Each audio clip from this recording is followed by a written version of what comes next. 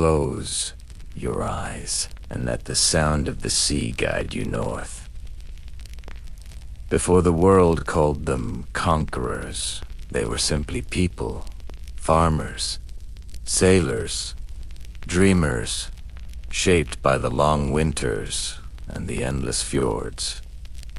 Tonight, we journey into that world, a world of firelight on wooden walls, of hands shaping ships from forest oaks, of quiet voices telling stories while snow drifted past the window. Forget the battles, the legends, the noise of history. We begin instead where all stories begin at home, beside the sea, in the hush of a northern dawn. So take a breath. Feel the air grow colder, cleaner, still. The tide is turning. The Viking Age is waking, and you are drifting back 1,000 years to the fjords, fire, and the first waves. Listen to the hush of a northern morning. Imagine, for a long breath, the shore where sky and rock lean toward one another, a narrow mouth of sea between cliffs that have kept their secrets for many winters. The light arrives, not sudden, but layered, like thin veils lifting. First a cool silver, then a wash of pale gold along the highest ridges. The fjord breathes, very slowly. Its surface is a long, patient mirror. Let your shoulders fall. Let your breathing match that slow tide. In, out, steady. The people who lived along these coasts learned to measure their lives in the sweep of seasons. Spring thinned the lash of winter. Summer returned sheep and small gardens, and with it the soft work of mending nets and carving timber. Autumn was a tiding of households, drying meat, storing salted fish, heaving the last of the harvest from garden and field. Winter brought a hub of warmth, the hearth, the close talk, the slow turning of stories from one generation to the next. Imagine the small light of a single window at night, smoke, and the sound of leather being stitched, a child's deep breathing as they sleep. Imagine being near that hearth-suit-smoothed hands, and the smell of oats on the air. As you listen, feel the ease of that routine, the safe rhythm of daily work that softens into evening. These coastal places were not empty. They were woven with small farms, shallow harbors, and sheltered lagoons where boats could lie snug. They were places where wood was precious and used carefully, and where the sound of an axe on a plank was a familiar, steady rhythm. The people spoke Old Norse in soft, collegial voices.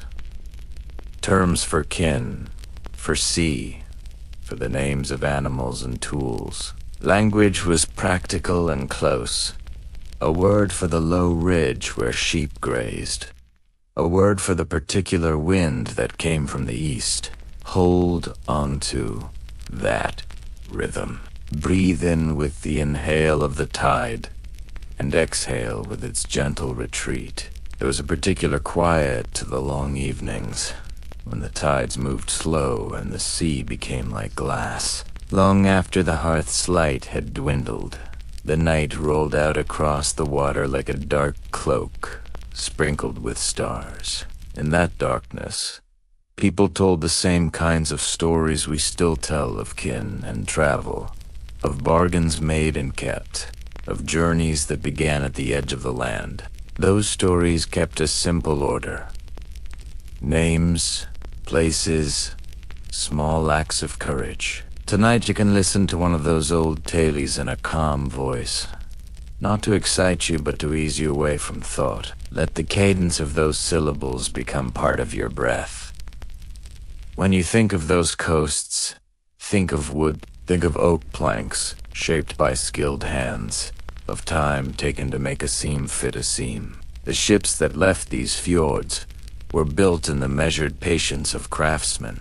Planks were overlapped, or clinker-built, nailed together so a hull could flex and breathe with the swell of the sea. That method made a hull both supple and strong, a living skin for journeys that could cross cold, open water. Picture a single piece of timber set in place by the rhythm of a mallet. Each strike is a steady heartbeat. With each slow strike, let your breathing fall into a calmer, deeper cadence. Some of these vessels were long and narrow, graceful in their proportions. They carried a square sail and rows of oars, and could glide over waves or slip quietly along a river. A fully realized longship could be many meters from stem to stern, balanced for speed and shallow enough to slip into the small inlets and estuaries of the coastline. Think of a ship as a careful answer to a place, designed to move where land and water meet, so that people could travel, trade, or visit friends in other fjords. The best examples of this craft, examined by scholars and preserved in museums, show how precise the building had become, how the lines of a hull followed a practiced sensibility for sea and wind. Those preserved ships are like sleeping giants now. Silent wood that once tasted salt, now resting under museum light. Imagine, now, the quiet workshop. The evening sun slanting through the door as craftsmen file iron rivets and sharpen adzes. Hear the near whisper of plans. How many planks for this ship? How far apart the frames should be? Where the oar holes will sit. There is no hurry in that work, only a practiced economy and an attention to balance. The sound of a rasp on wood is soft, steady, reassuring. Breathe in with the rasp. Breathe out as the rasp finishes. Let the slow trem of industry become a lullaby. Because these ships could be moved easily between sea and sheltered river. They gave those coastal communities a quiet reach. To trade, to move goods, to visit kin across miles of water. They were the axes of connection, not merely instruments of attack, but tools for travel, for exchange, for carrying grain, hides, soaked, woven cloth, and the simple comforts people brought home. In the long view, the ships are part of the slow, patient movement of people and things. The gentle unfolding of a network of ties along the coast. Historians often mark a particular event as a clear turning point. A monastery on a small island, its lamps and books and silver, and a sudden, startling visit from the north in the year 793. That raid at Lindisfarne is used by many scholars as the traditional opening of the Viking Age, not because it explains all that followed, but because it was widely recorded and it startled the people who read the chroniclers afterward. The moment is a useful marker in the long sweep of time, an island's story pressed into the wider record. But beneath that single date are quieter currents. The people of Scandinavia lived in a landscape of hard winters and generous summers. Sometimes resources were tight, and the sea was both challenge and opportunity. Political changes at home, the lure of trade and exchange abroad, and the relative ease with which small groups could travel to unprotected places all played a gentle but steady role in sending people away from their familiar beaches. Think of these ripples not as a single violent wave, but as many small waves that meet the shore over years. Sometimes they moved slowly, sometimes faster, but always they changed the shoreline bit by bit. So the early journeys that appear suddenly in other records were usually the result of practical decisions. A search for new connections, a hope for goods, a test of distant markets. Some were simply voyages to gather resources, Others turned into permanent moves as families settled in new coves or on foreign riverbanks. Oberdecades. These voyages built patterns, overwintering sites, trading posts, and, in time, places where new lives took root and quiet markets grew up. These processes are as human and ordinary as any else.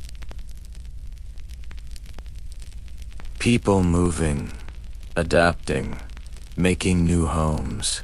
If you focus on the small human scale, the story becomes soft-edged rather than dramatic. Imagine a family planning a trip along the coast to exchange wool for salt. Imagine the careful packing of dried fish, the making sure there is extra cloth for trade. Imagine children asleep beneath a blanket as oars break the dawn. These are small acts that, repeated, built the wider story. As you settle deeper into your chair or pillow, let the images of the fjord, the shipyard, and the quiet planning drift in one by one. You do not need to hold them, just let them come and go, like leaves on a slow stream. If your eyes are closed now, picture the silver light we began with, and feel your breath match the CSC slow movement. Breath and a quiet fill. Breath out. A soft release. Soon the world of thoughts will thin to the edges, and you will sink into rest as night covers the sea.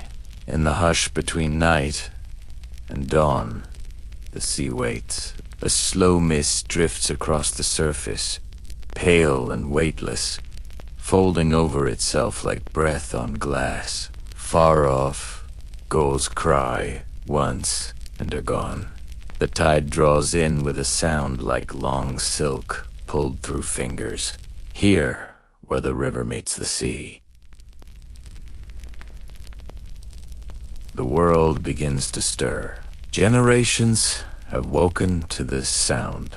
For those who lived along the northern coasts, the rhythm of the tide was the rhythm of life itself, a constant pulse beneath every story. Each inlet, each narrow channel, was both boundary and invitation. And when the wind blew just right, the scent of the open sea carried rumors of distant lands. There is a small harbor nestled at the edge of a fjord. It is not yet a town, only a cluster of wooden sheds and turf-roofed houses.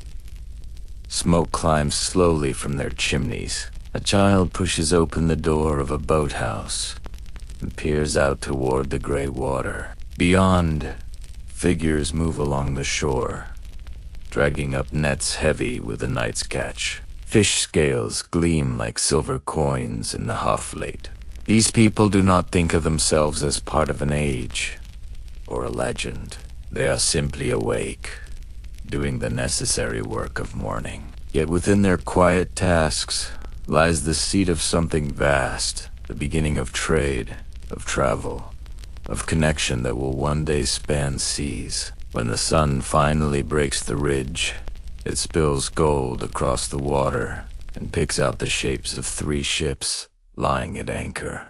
They are long and narrow, resting easy in the current. The nearest is being loaded with bundles of wool and small casks sealed with pitch. Each thud of cargo on the deck is slow, unhurried, a kind of heartbeat. Listen to that rhythm for a moment. Thud, pause. Tud, pause. It is the sound of preparation, of expectancy held in calm hands. Soon the tide will turn outward, and with it, the people of this shore will slip quietly toward the world beyond their cliffs. They have names for these rivers, names that roll softly when spoken. Hitai, Elebe, Nidelva, Refsna. Each a ribbon of fresh water carving its way to salt. At every mouth, communities form. Some are little more than summer camps where fish are dried and traded.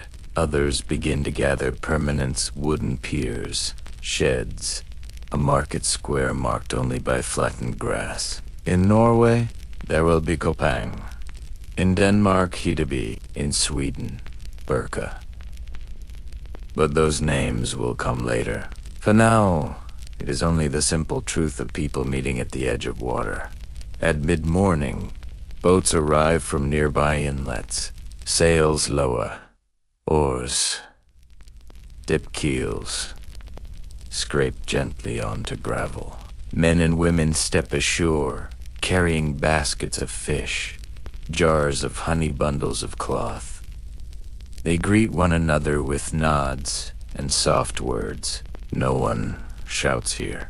Even trade, in its earliest form, moves with the same quiet dignity as the tide. Imagine standing among them. The air smells of salt and smoke, tar and pine. Somewhere a dog barks once, muffled. To your left, a young craftsman unwraps a bundle of amber pieces, each one warm to the touch, the color of trapped sunlight. He lays them carefully on a cloth and waits. Across the market space, a fisherman examines a small iron knife. He tests its edge on his thumb, nods, and offers a coil of dried cod in exchange. No coin passes between them. Trust and fairness live in the measure of a glance, the weight of a handshake. These small exchanges seem ordinary, but they are the first ripples of something greater. Through them, knowledge moves: how to build, how to sail, how to read the sea. One trader mentions a settlement farther south where foreign ships have been seen. Ships broader, heavier, their sails woven from fine linen. Another speaks of a place upriver where people trade beads of glass that catch the sun like pieces of the sky. Each story is a spark carried on wind. The daylight, the market hums. Children chase one another between the stalls, their laughter light and brief. Mothers spread cloths on the grass, setting out simple meals: flatbread, cheese, smoked meat. There is no hurry. Time here moves like the tide, advancing, retreating, repeating itself in quiet loops. When afternoon shadows lengthen, the traders turn their thoughts to home. Those who live along the fjord begin to pack. Ropes are coiled, sails hoisted. The harbor fills with soft voices calling farewells. Someone hums an old tune, half lullaby, half say song. It carries out over the water until it fades into distance. Evening falls. The harbor empties. Only the slow sway of anchored ships remains, and the whisper of tide against hope. From the hillside above, the lights of the settlement glow faintly, a scatter of warmth against the gathering night. Now imagine centuries passing in that same place. What began as a handful of huts becomes a permanent town. Wooden piers stretch farther into the current. Carved poles mark trading spots. Boats from across the Baltic begin to arrive, some bearing furs, some carrying silver coins stamped with marks. No one here can yet read. The river mouth has become a threshold, a place where north meets the wider world. Each tide brings new stories. A man returns from the southern coast, speaking of great markets beyond the sea. Another tells of meeting merchants whose eyes are dark as night and whose words curl like song. The listeners gather around the fire, their faces half in shadow, and dream quietly of following those paths. Centuries have passed, though here it is hard to feel time move at all.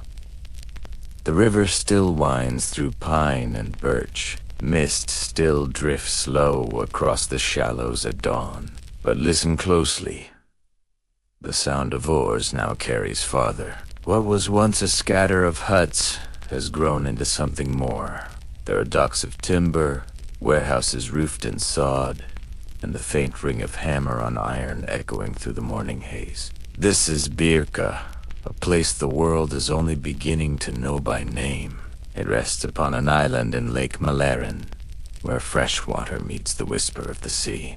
By day, the air smells of pitch and roasted grain. By night, the hearth smoke floats over still water, drifting toward the stars. Along the main path, traders walk slowly, their boots pressed deep into mud.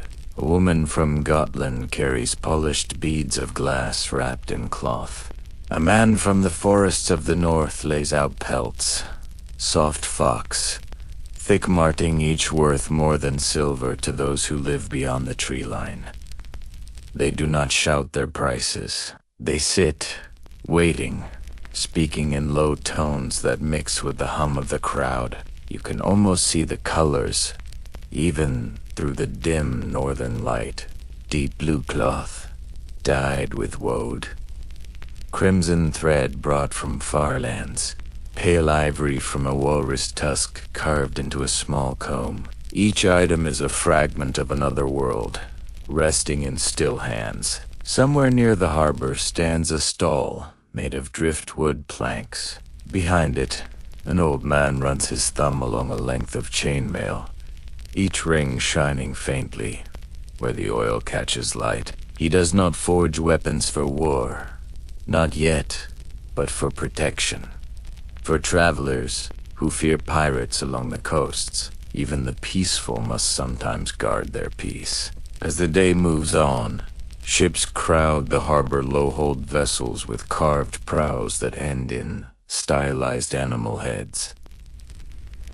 Serpents, boars, and once, a swan whose wings seem to lift when wind passed through. Sailcloth rustles, ropes creak, voices rise and fall. The harbor of Birka has become a living heart, beating in rhythm with the sea. Now follow one merchant. His name is not written in any record, but let us call him Eric.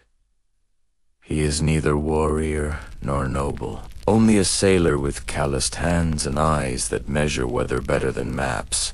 He stands on the pier, tightening a length of rope, preparing to sail toward the Baltic. In his cargo hold, sacks of grain, carved bone pins, small iron nails, humble things that will become precious once carried far enough. At sunset, he leaves the harbor. The sail fills gently, the ship glides outward, and behind him the lights of Birka flicker like embers on water.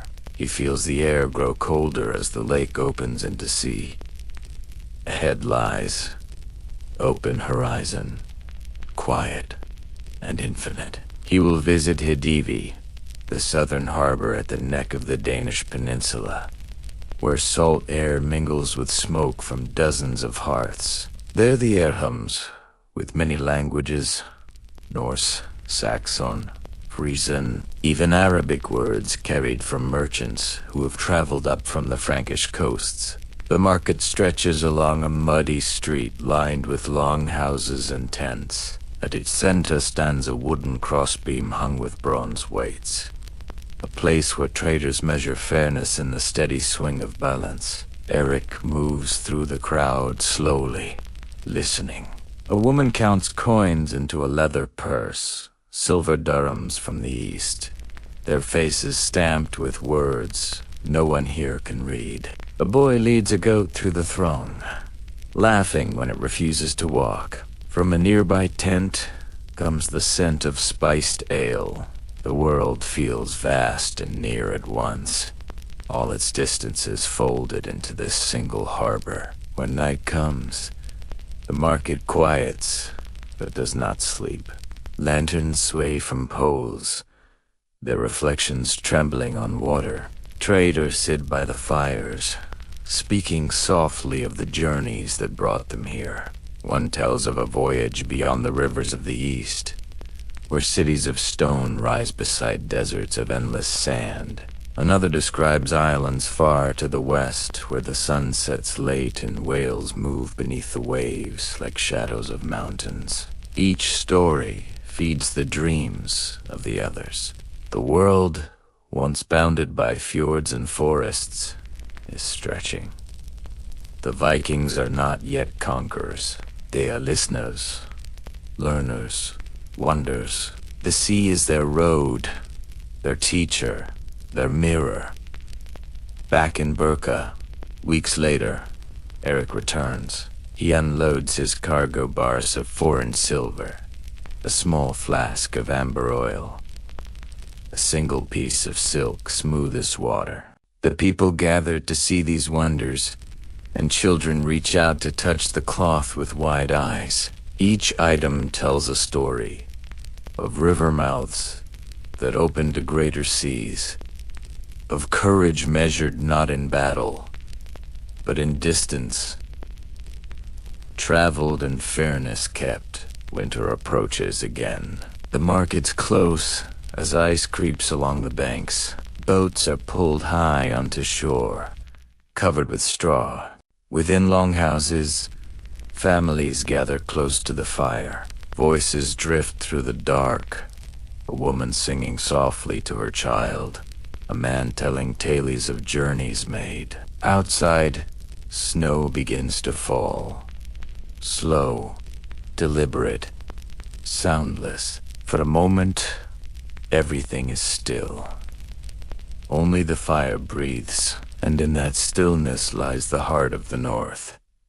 A patience that outlasts storms, a quiet that holds centuries inside it. When spring returns, the harbor will wake again. The ice will break, the tide will rise, and sails will bloom like pale wings against the sky. Every generation will set out anew, tracing invisible threads between lands. The rivers, the fjords, the gentle inlets will remember them all. Names worn away, but footsteps left in water. Listen. Even now, if you close your eyes, you might hear it. The soft lap of oars, the murmur of trade, the heartbeat of a harbor somewhere in the north. Long ago, it is the sound of beginnings of connection, of Kayet, Olpe, of the endless return of tide and time. And so ends. The journey continues eastward, along the long rivers and silent forests, where the Norse will meet worlds stranger still. In the quiet after the storms of winter, life returns to rhythm. Smoke rises once more from hearths. The scent of tar and fish oil mingles with the salt of the morning air.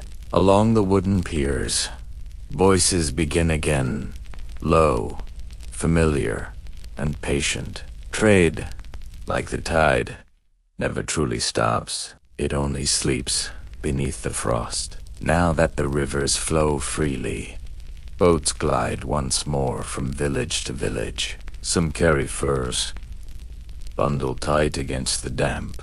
Others bear carved combs, bone needles, and small barrels of butter sealed with wax. Simple things, perhaps, but they are the threads that weave one community to another. When we think of Vikings, we imagine raiders, swords, shields, fire. But for most who lived then, the greatest act of bravery was not conquest, it was survival. Day after day, through cold and scarcity.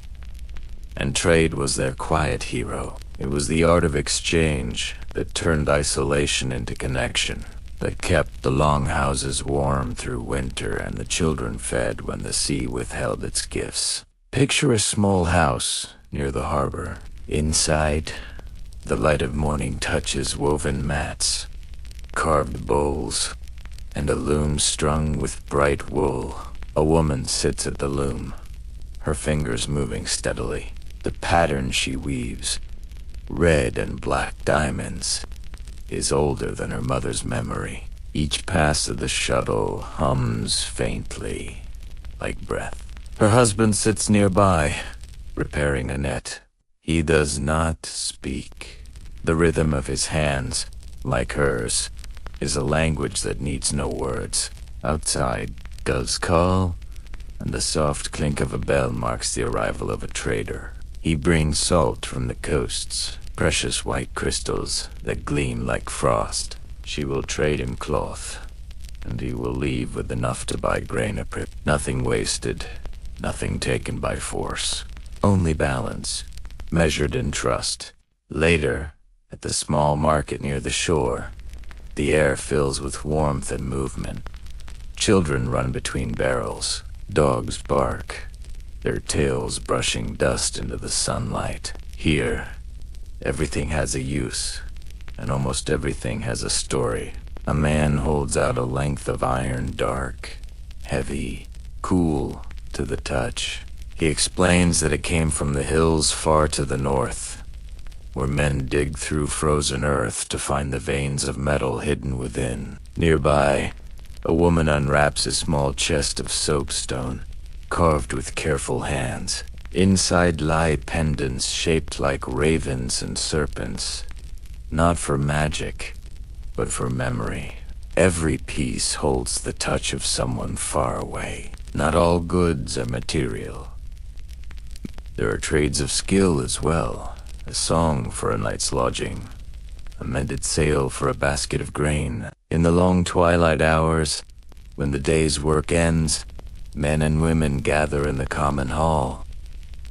Their voices rise, not in argument, but in stories. A traveler from the islands speaks of whales, the size of ships. Another tells of a city of white stone, so vast that one could walk for days and never see its end. Each listener imagines such places in the flicker of the firelight. Dream becomes currency, traded silently between hearts. The Norse world was not closed. From the rivers of Rus to the markets of Francia, there ran a living web of motion, a circulation of hands, words, and ideas. Through this web, the people of the North found more than goods. They found a mirror of themselves and others, a sense that life, though different, followed the same tides everywhere. In a small forge near Hedeby, a blacksmith works alone. The fire glows red beneath the bellow's slow breath. Sparks leap, fall, fade. He shapes the iron into a tool, a blade for cutting rope, or perhaps a simple key. When he quenches it in water, the hiss sounds almost like a sigh. That blade will travel far, though he will never know it. Perhaps it will pass through 10 hands before finding rest in the belt of a sailor crossing the Baltic. Each exchange leaves a trace, a line of memory connecting unseen faces through time. For those who listen to history only through wars and kings, these small lives disappear. But here, in the gentle rhythm of barter and craft, lies the true heartbeat of the Viking world. A world of quiet endurance, where wealth was not gold alone. Bad knowledges, the kind learned from wind and season, from the silence between words. Sometimes, at dusk, the markets fall silent. The traders sit together, watching the sun sink behind the hills. No one speaks for a while. The air cools, and the smell of pine rises from the shore. A man stirs the embers of the cooking fire, and the sparks drift upward, each one like a wish for safe passage. It is in such moments, soft and unseen, that civilizations truly grow, not in battlefields or thrones, but here, in the steady, shared breath of people who build, mend, trade, and dream together. The dawn mist lingers over the river like breath. Beneath it, the water glides silent and dark, reflecting the pale bands of sky between trees. Along its banks, slender birch trunks gleam like ghosts, and in their reflection the world seems doubled, a place where earth and water mirror one another, each waiting for the first sound of life. From the harbor, a narrow longboat slips free of the pier. Its oars dip without splash, blades sliding in and out of the water as smoothly as thought. At the stern, a man steadies the tiller while a boy coils rope beside him. In the boat's belly lie bundles wrapped in waxed cloth, hides, cloth, amber, and a few small rings of silver carefully tied in linen. The voyage ahead will take weeks. They will follow this river until it forks, then turn east, gliding through channels so narrow that trees lean together above them.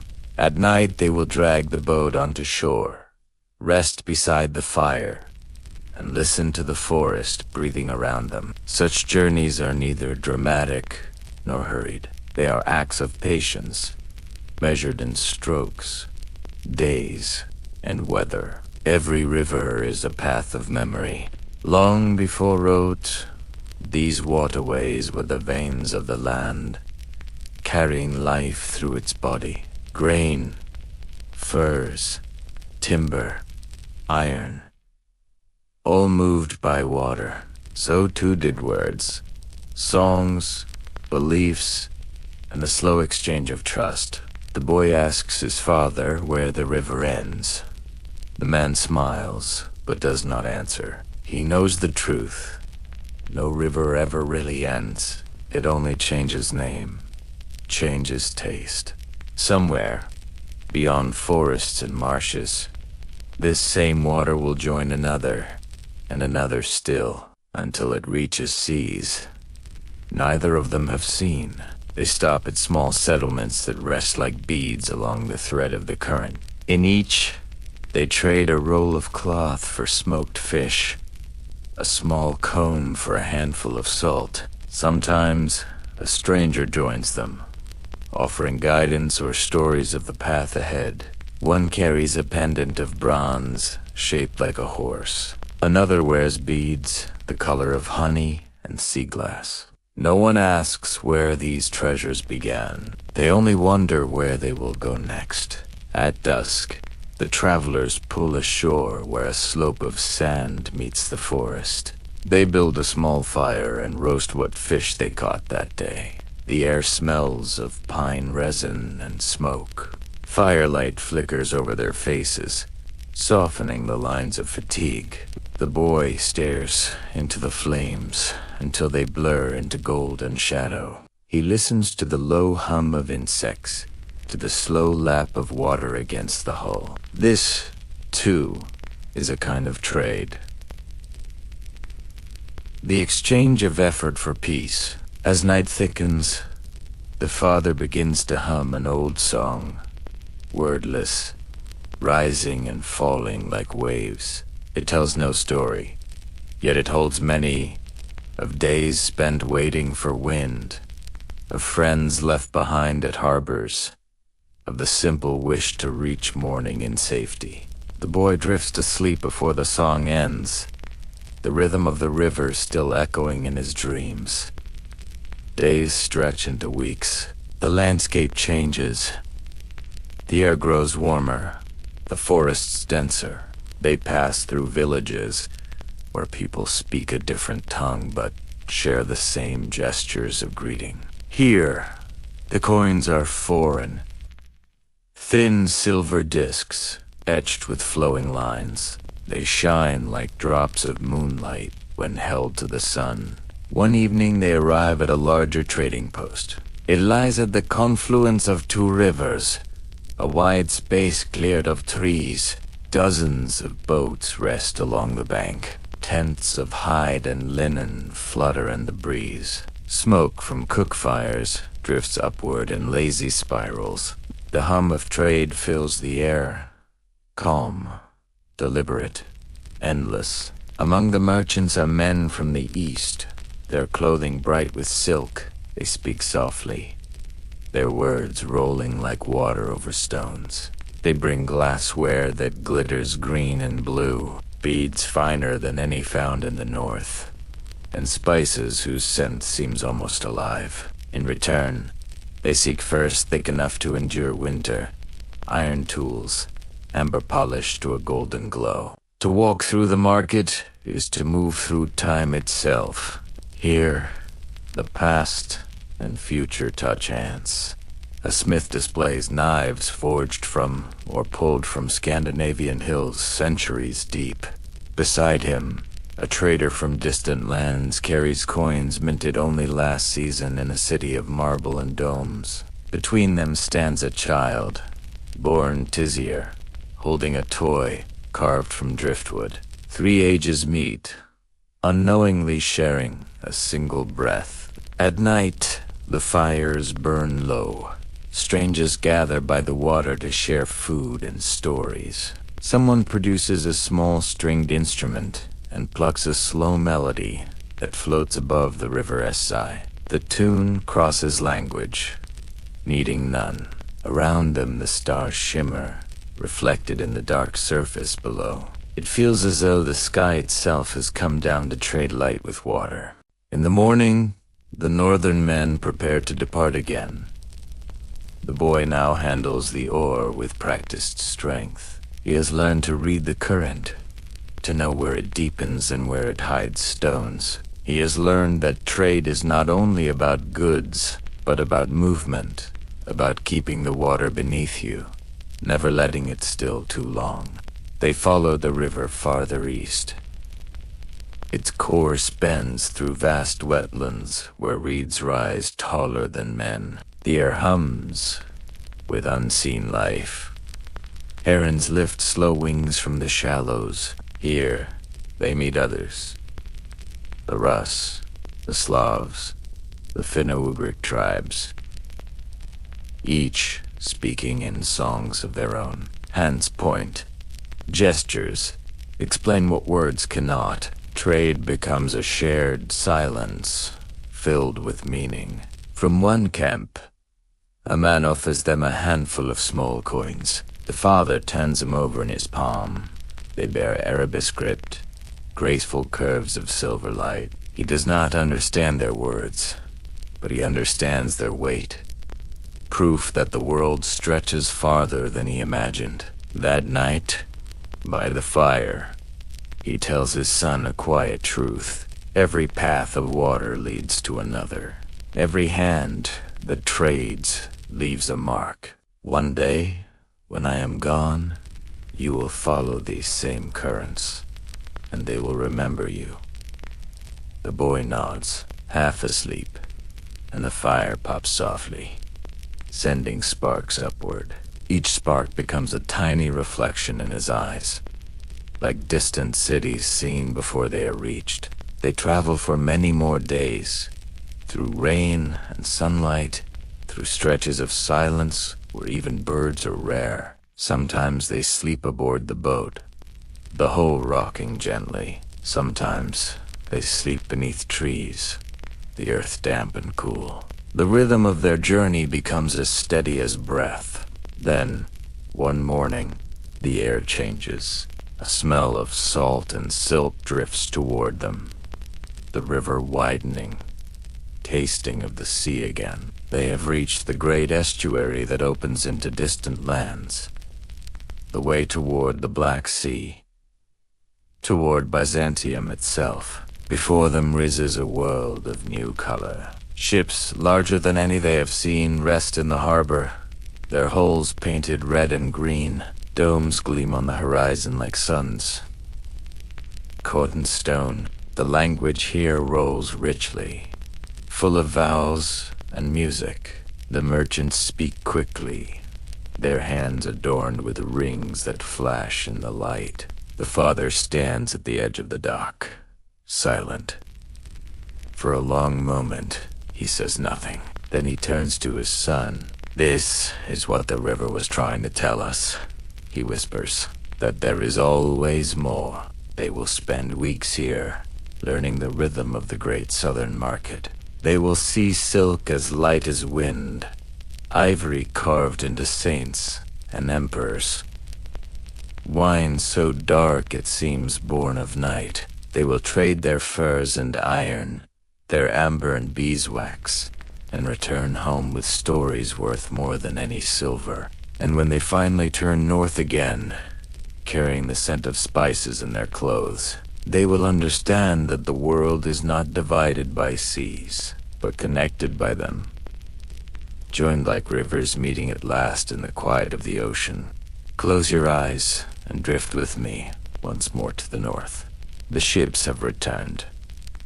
The river has whispered its stories. Now, step inside the long houses, where smoke curls gently from the hearth. Here, life moves slowly, measured in the crackle of fire, the hum of weaving, and the soft footsteps of children across wooden floors. We will walk through the settlement together, listening to the quiet rhythm of daily life. Families tending fires, fields yielding their harvest, and forests offering their gifts. Every sound, every movement, carries the heartbeat of generations. Let your mind wander here, where time drifts softly, and the world feels safe, warm, and steady. Welcome to the life of the settlement. Let us begin. Morning drifts quietly over the settlement. A thin layer of mist rises from the river, curling among the longhouses. Smoke spirals from their chimneys, thin and delicate, mingling with the chill of dawn. Each longhouse is a world in itself. A low timber frame, walls lined with wattle and daub, roofs thick with layers of red or turf. Inside, warmth waits like a soft tide, pressing gently against the cold outside. The doors are open. The first light of day falls across woven mats and wooden benches. A mother stirs the embers of the hearth. She lifts a small pot of porridge, the steam curling into her face. Its smell rises, comforting, carrying a promise that the day will feed the body as well as the soul. The children emerge from small sleeping spaces at the rear of the hall, rubbing eyes and stretching limbs. Their voices are hushed, a soft murmur mingling with the sound of fire. A small dog pads past, nose close to the ground, sniffing for crumbs dropped overnight. It is a world of quiet motion, nothing hurried, nothing urgent. A rhythm measured in breath and the subtle creak of timber. The longhouse is alive in small ways. A cat slips along the rafters, its claws tapping lightly. A beam creaks under the weight of morning warmth. Tiny insects hum low, weaving through the cracks in walls, unnoticed. Even the air itself seems to participate, carrying the scent of smoke, wood, and the faint tang of dried fish from the previous day. In one corner, a woman sets out her loom. Threads of woad blue and madder red are pulled taut. Her hands move slowly, deliberately, weaving simple patterns of diamonds and stripes. The rhythmic motion is a song without sound, the kind that fills the room in quiet pulses. A child watches who I died, learning the motion of hands. Before learning words, across the hall, the father sharpens an iron knife at a small grindstone. The metallic scrape is soft, steady. He hums a tune passed down from his own father, low enough that only the walls and hearth hear it. A beam of light catches the edge of the blade, and for a moment, it gleams like water and sunlight. Breakfast begins. Flatbread baked over the hearth, cheese pressed in small molds, smoked fish and porridge. Everyone eats together, but quietly, savoring the warmth of the room and the intimacy of shared space. The children pass dishes carefully. The adults nod approval when tasks are done well. No one rushes, there is no need. The day will come, but it comes in its own time, as steady as the tide. After the meal, chores begin. The longhouse must be tidied, sweeping the floor of straw and ash, moving wood for the next fire, checking the smoke hole and rafters. A woman repairs a torn cloak. Another tends to a basket of wool, spinning fibers into thread. A child carries water from the nearby river in small pails, careful not to spill a single drop. Each task is small, yet essential. Every object within the house has purpose and history. Wooden bowls carved by a hand long gone. A small comb shaped from antler, polished smooth.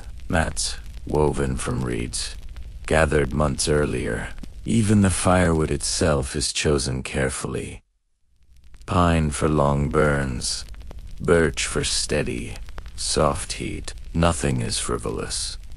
Everything carries a quiet weight of necessity and care. The hearth itself is the heart. Its flame dances in slow arcs, warming the longhouse with gentle light. Around it, stories are whispered. A woman recounts the dream she had the night before a storm. A distant ship, a message lost in waves. A man replies with the memory of a calm river and the glint of silver coins shining in sunlight. The children listen, learning that even ordinary days carry meaning when held close. Mid-morning brings visitors. A neighbor enters with a bundle of herbs, wrapped in cloth.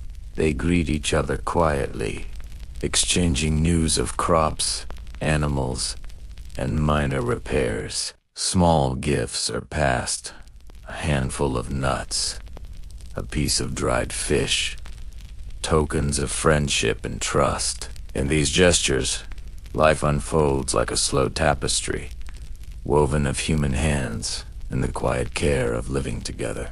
Outside, livestock stir. Chickens peck along the yard. Goats call softly to one another.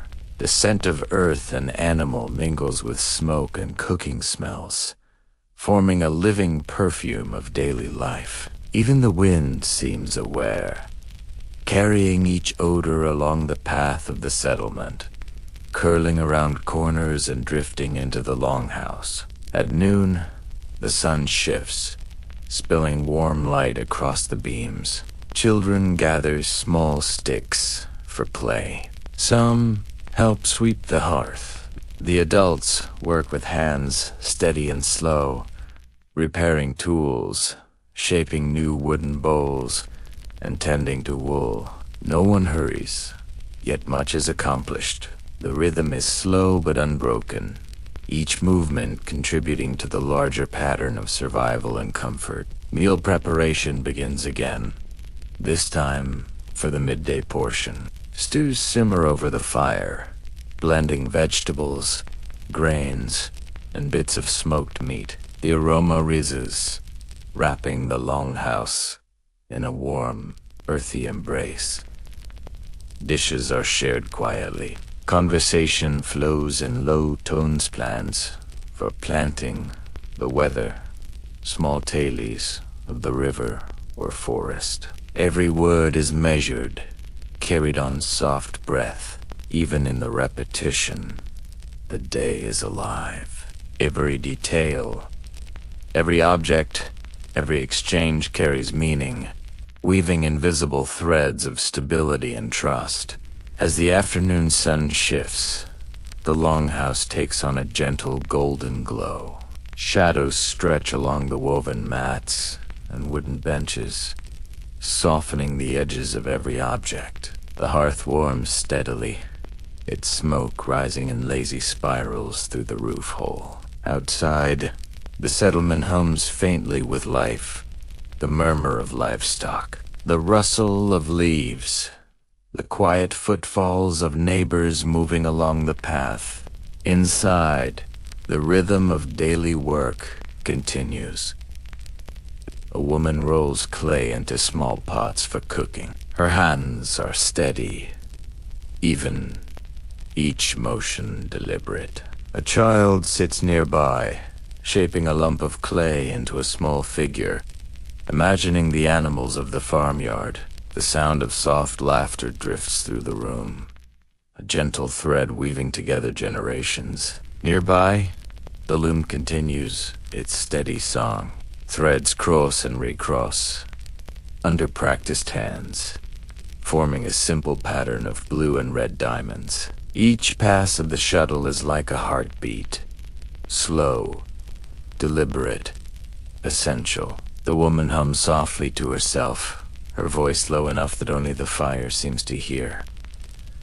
The father checks the tools. Knives are sharpened, small axes oiled, wooden handles polished smooth. Each item is not only useful but also carries memory of previous owners, of long journeys, of careful hands, shaping raw material into a thing of purpose. Outside, children play along the yard, their laughter mixing with the faint calls of chickens and goats. They chase each other in circles, inventing games from nothing but sticks and shadows. Every so often, an adult calls gently, reminding them to help with chores or carry water from the river. No hurry, no rush, only the steady pulse of the day, moving like the slow current of the river nearby. Meal preparation begins anew. The hearth glows as a pot of barley and root vegetables simmers, filling the long house with warmth and the faint temps of smoke. Hands pass bread and cheese, and small portions of dried fish are laid beside them. The meal is quiet, steady. Conversation flows in soft tones. Plans for the coming planting, stories of animals lost or found, the gentle recounting of distant journeys. Afternoon light fades to gold, and shadows lengthen along the beams. The longhouse grows quiet for a time, as children nap or watch the fire. Adults work alone, attending to small but essential tasks, repairing shoes, weaving baskets, checking the food stores. Every motion is deliberate, as though speed itself would disturb the balance of life. Outside, the wind shifts, carrying the scent of pine and earth into the house. Smoke from the hearth spirals upward, curling through rafters. It mingles with the laughter, the murmur of work, the small sighs of contentment, the quiet symphony of life that continues long after the sun dips behind the distant hills. As evening deepens, the family gathers once more by the hearth. The father tells stories, his voice low and even, weaving tales of ancestors, distant rivers, and unseen cities. Children listen, eyes wide, imagining worlds beyond their longhouse walls. The fire flickers over faces, casting them in gold and shadow, even the smallest detail. The curl of smoke, the glint of a child's hair, becomes part of the story. A gentle reminder that history is lived in everyday moments. When the meal is finished, the family settles near the hearth. Some repair clothing, some listen quietly, some simply rest, letting the warmth of the fire soak into tired limbs. Outside, the wind whispers among the trees, carrying distant echoes of river and sea. The day has been lived fully, quietly, without hurry, yet every moment matters. The boy, now drowsy, leans against his father's shoulder. He listens to the rhythmic crackle of the fire, the distant sigh of the wind, and the soft hum of family life around him. It is here, in this ordinary, quiet moment, that the pulse of the settlement is strongest. Steady, reliable, unbroken. Night falls fully. Lanterns glow faintly along the pathways outside, marking the long houses as islands of warmth in the dark. Animals settle for rest. Chickens cluck softly. Goats huddle together, and dogs curl up near doorways. Inside, the longhouse holds its breath. The air is thick with warmth, the memory of day's work, and the unspoken promise of tomorrow. The fire burns low, casting long shadows. A mother hums quietly to herself, spinning thread with delicate hands. The father leans back, eyes half closed, listening to the soft rhythm of the night. Children drift off to sleep, their dreams mingling with the sound of river, wind, and fire. The longhouse itself seems to breathe, a living vessel carrying generations of life. Its walls have heard every whisper, every laugh, every quiet sigh. Its hearth has warmed countless hands, countless stories, countless nights. In this gentle darkness, there is comfort. Time moves slowly, but it moves surely. The river will flow. The wind will carry seeds and stories alike. The hearth will burn tomorrow, as it always has. And as sleep gathers over the settlement, the quiet, steady rhythm of life continues a lullaby, older than the stones, older than the trees, older even than the river. Dawn stretches over the settlement, casting pale light over the fields and meadows. The river glints in the distance, a thread of silver among trees. Beyond the longhouses, the land opens slowly. Tilled soil, pastures dotted with livestock, and forests that stretch toward the horizon. Here, life moves in the rhythm of seasons and labor, guided by knowledge passed down through generations. The first tasks begin with the animals. Sheep huddle together, their wool thick and warm, eyes bright and watchful. Goats nibble the young shoots along the edge of the pasture, curious and nimble. Pigs root gently in the soil, uncovering acorns and truffles, their snouts leaving a faint trail of turned earth. A boy steps carefully between them, carrying a bucket of water from the river. His hands are steady, though small, and the animals trust him, sensing his calm presence. The father checks defenses, mending weak posts and tying the lines with fresh rope. A simple task yet vital.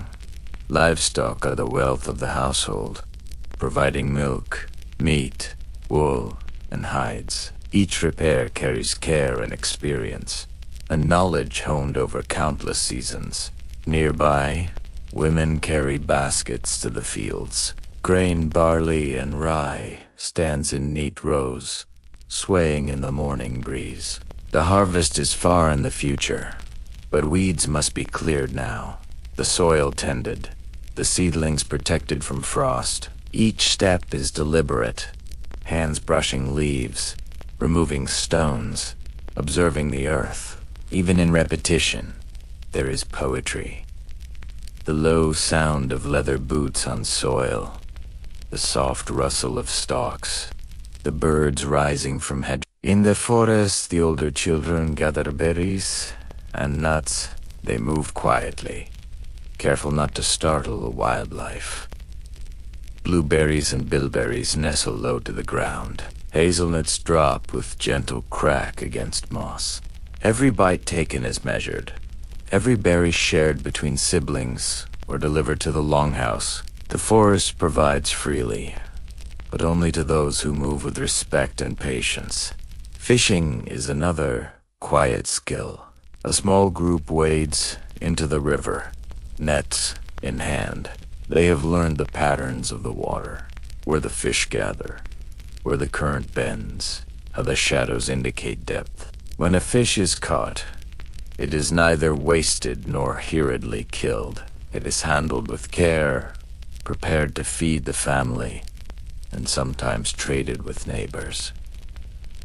The day grows warmer. Women return from the fields, hands dusted with soil, carrying vegetables and herbs. The smell of earth and greenery mixes with the smoke drifting from the longhouses.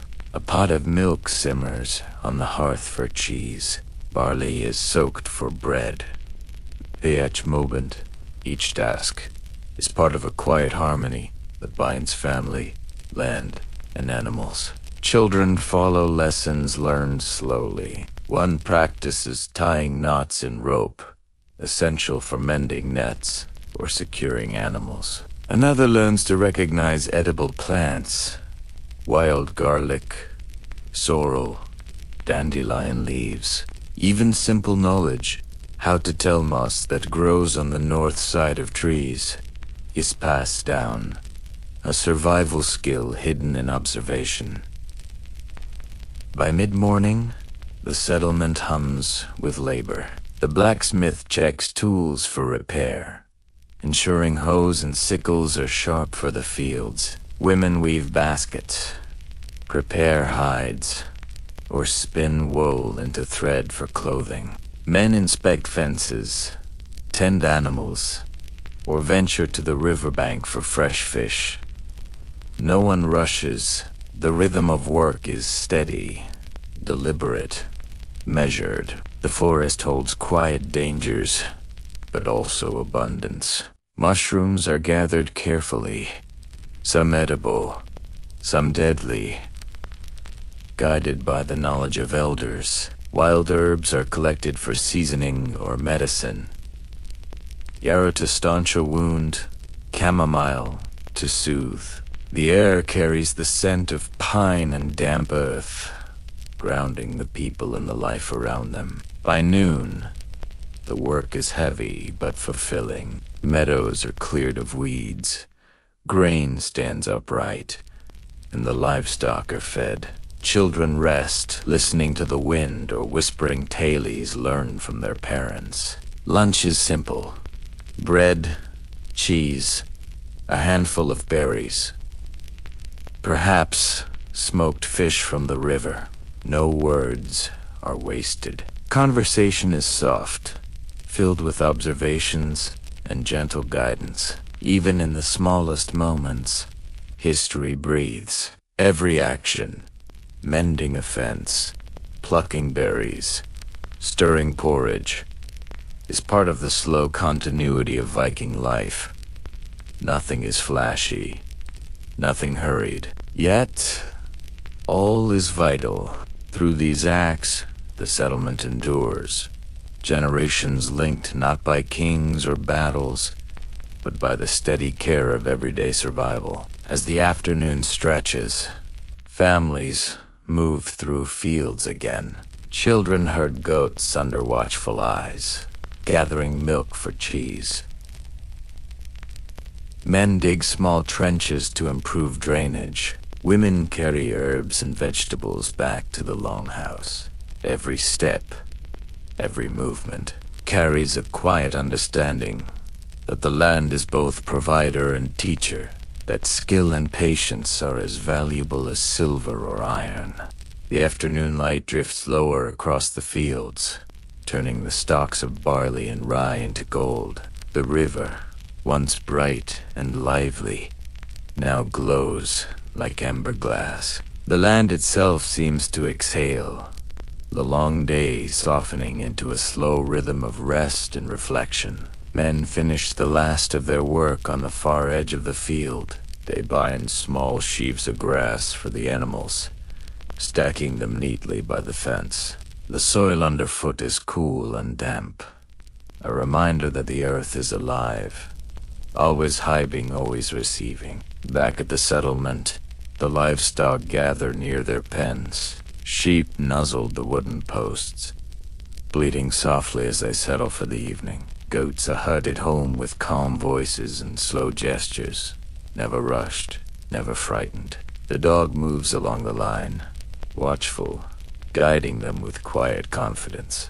The boy who carried water in the morning now stands beside his father, proud to repeat what he has learned. This small harmony between man and beast was the heartbeat of Viking life. Without these animals, there would be no warmth, no food, no trade.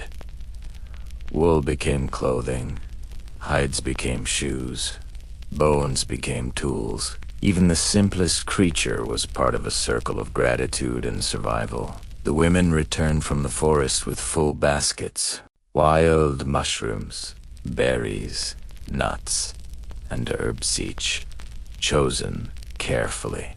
Their use is known by memory. Some are for medicine, juniper for cleansing, nettle for strength, elderflower to ease fever. Others offer food, cloudberries for sweetening, lingonberries for preserving meat through winter. They speak softly as they sort their findings, voices blending with the sigh of wind and birds returning to their nests. In the Viking world, foraging was not only a necessity, it was a quiet communion with the land. Each tree, each plant carried a story, a lesson whispered by ancestors. To know what grew where and when was to read the earth's own language, and so they walked, not as wanderers, but as listeners. In the late afternoon, smoke rises gently from every hearth. A calm settles across the fields. Children chase each other among the fences, their laughter faint and fleeting. A group of women kneels near the stream, rinsing vegetables and cloths in the cool water. The surface ripples in sunlight, catching fragments of the sky and the dark outlines of trees. At the edge of the settlement, the smith hammers one final stroke of the day. The sound rings once clear, bright, fading quickly into the distance. His tools are cleaned and hung, cooled in a small barrel of water. Tomorrow he will repair plow blades and axe heads. But for now, the air belongs to the quiet. A group of young men returns from the forest path with bundles of firewood. Their hands are rough, arms marked by bark and resin, but their eyes gleam with contentment. Each branch they carry means warmth, light, and the comfort of family through the cold nights ahead. The longhouse doors open to welcome them. Inside, the hearth already burns, its scent mixing with that of herbs and smoke. Evening is a time of preparation. Food is laid out on wooden boards. Bread, fish, butter, curds. A pot of stew bubbles softly, filled with root vegetables and bits of smoked meat. The family gathers in a loose circle, each helping in some way, adding salt, stirring slowly, tasting the broth. There is no rush, no noise, only the sound of shared work and quiet satisfaction. The talk turns to the coming season. Winter is never far in the north. There will be long nights, frozen fields, and the endless hum of wind across the roofs. But tonight, with food, warmth, and laughter, the thought feels distant, softened by the comfort of community. The eldest woman, her hair braided with silver strands, reminds them to give thanks to the land and to the spirits who protect the home. A simple history, a small piece of bread placed near the hearth, a whisper of gratitude for the harvest and the forest's gifts. The act is neither superstition nor ritual, it is remembrance, an acknowledgement of how closely their lives are bound to the earth. Outside, the sky deepens into indigo. The first stars appear above the tree line, reflected faintly in the slow river below. The air cools, and the scent of pine becomes sharper. Someone lights a torch near the path, marking the way for travelers returning from distant farms. The flames sway in the wind, small and steadfast, a promise of warmth against the vast dark. As night settles, the family finishes their meal. Children, tired from the day, curl beneath woolen blankets. Their dreams smelled of smoke, bread, and the sweet temps of river air. The parents speak in low tones about tomorrow's work repairing fences, collecting more herbs, tending to the animals. Each plan is simple, grounded, necessary. In the longhouse next door, someone plays a lyre. The notes drift through the stillness, slow and wistful. It is not a song of triumph or battle, but of quiet endurance, of harvests and homecomings, of love and time. The melody winds around the firelight, around the sleeping children, until it seems to blend with the rhythm of their breathing. Even the land listens. The trees sway faintly, the grass whispers, and the river murmurs its endless story. In this stillness, the boundaries between people and nature blur. The same breath that feeds the hearth feeds the earth itself. The same rhythm that beats in human hearts moves through roots and rivers. Soon, only the embers remain. The last glow of fire flickers across wooden beams, catching in the carved lines that tell their own stories, patterns of beasts, of ships, of interwoven lives. The air hums with the residue of warmth and work and love. Before sleep, someone steps outside. The night is vast and cool, stars bright as polished steel. The northern air tastes of salt and pine. Far away, wolves call from the forest, their cries long and low, not threatening, but ancient. The listener smiles softly and returns inside, closing the heavy door against the chill. Inside, all is calm. The hearth fades to a deep red glow, shadows stretching gently across the room. A final log settles with a soft crack. Someone hums an old lullaby, a tune carried from one generation to the next. Never written, never forgotten. Its rhythm is simple, repeating, the perfect mirror of the land itself. Slow, constant, eternal. And as sleep begins to weave through the longhouse, the sounds of the night rise outside, the rustle of the forest, the sigh of wind, the whisper of water. Together they form a lullaby, older than words, older than the people who listen. The Vikings, in their quiet moments, were not conquerors or raiders.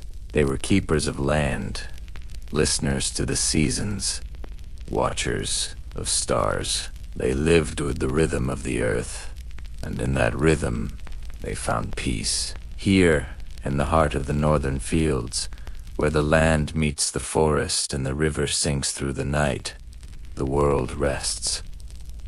The hearth glows faintly. The people dream. And history, quiet and alive, continues to breathe. The land grows quiet now. Beyond the farms and forests, the sea waits, vast and still. Here, the Vikings turned their eyes to the horizon, their longships resting like sleeping giants at the fjord's edge. Wood met water. Oars dipped, and slowly, the world began to widen. This is where the next journey begins. In a quiet cove, far from the noise of the open sea, the Vikings built their dreams from timber. Each plank, each nail, each fiber of flax carried a whisper of purpose. A longship was not simply a vessel. It was a living thing. It had a spine, a heart, and a name. Before it ever touched the water, it began in the forest. The builders walked among tall pines and sturdy oaks, listening, not for bird song, but for the deep, resonant tone of wood that could hold the sea. They would place a hand upon the bark, feeling the life beneath, and in quiet reverence, choose the tree that would become the ship's keel. No tree was taken lightly. Offerings of grain or mead were sometimes left behind. A quiet thanks to the forest spirits who had guarded it for generations. Then came the shaping. The long process of splitting, smoothing, and bending the wood until it began to curve like a ripple upon the sea. Axes sang softly in rhythm, each strike measured and careful. The scent of resin filled the air, and the builder's hands grew rough and warm with effort. The keel came first, the backbone of the longship, long and sore. From there, the ribs were raised, arched like the bones of some ancient creature, giving the ship its form. Steam and fire helped shape the planks that would hug the frame, each one overlapping the next. A technique called clinker. It gave the vessel strength and the ability to flex gently against the pressure of waves. They worked with patience, not haste. For in the north, time was measured not by minutes, but by the steady cycle of labor and rest, by sunrise through fog and the soft dark of evening. Women came to watch. Children followed with curious eyes, and the sound of crafting filled the days like a low, steady song. When one builder stopped, another began, and so the rhythm continued, like the sea itself. The longships bow, carved into the likeness of dragons or serpents, was shaped last, a guardian for the voyages ahead. These carvings were more than decoration. They were prayers in wood, symbols meant to frighten evil spirits, to protect the crew from unseen dangers beyond the horizon. As days turned into weeks, and weeks into months, the skeleton of the ship grew into its full form. They sealed the seams with tar and wool, smoothed the hull until it shone like wet bark, and ran their hands along the wood as though greeting an old friend. When the last nail was hammered, the builders stood back in silence. It was not pride that filled them, but calm. The longship rested upon the shore like a sleeping animal ready to wake.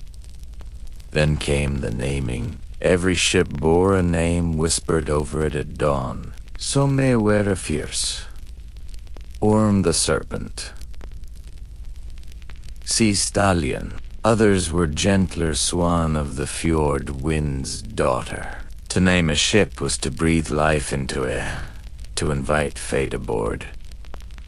The people gathered for the launch. The sea was still, a mirror beneath the pale sky. Men and women alike placed their hands upon the hull, and with a slow, steady heave, the ship began to move. Its weight slid across smooth stones, the wood creaking softly in response. Until at last, the keel kissed the water. For a moment, the longship hesitated, half on land, half in sea, a creature caught between two worlds. Then it floated free. A cheer rose, quiet but full.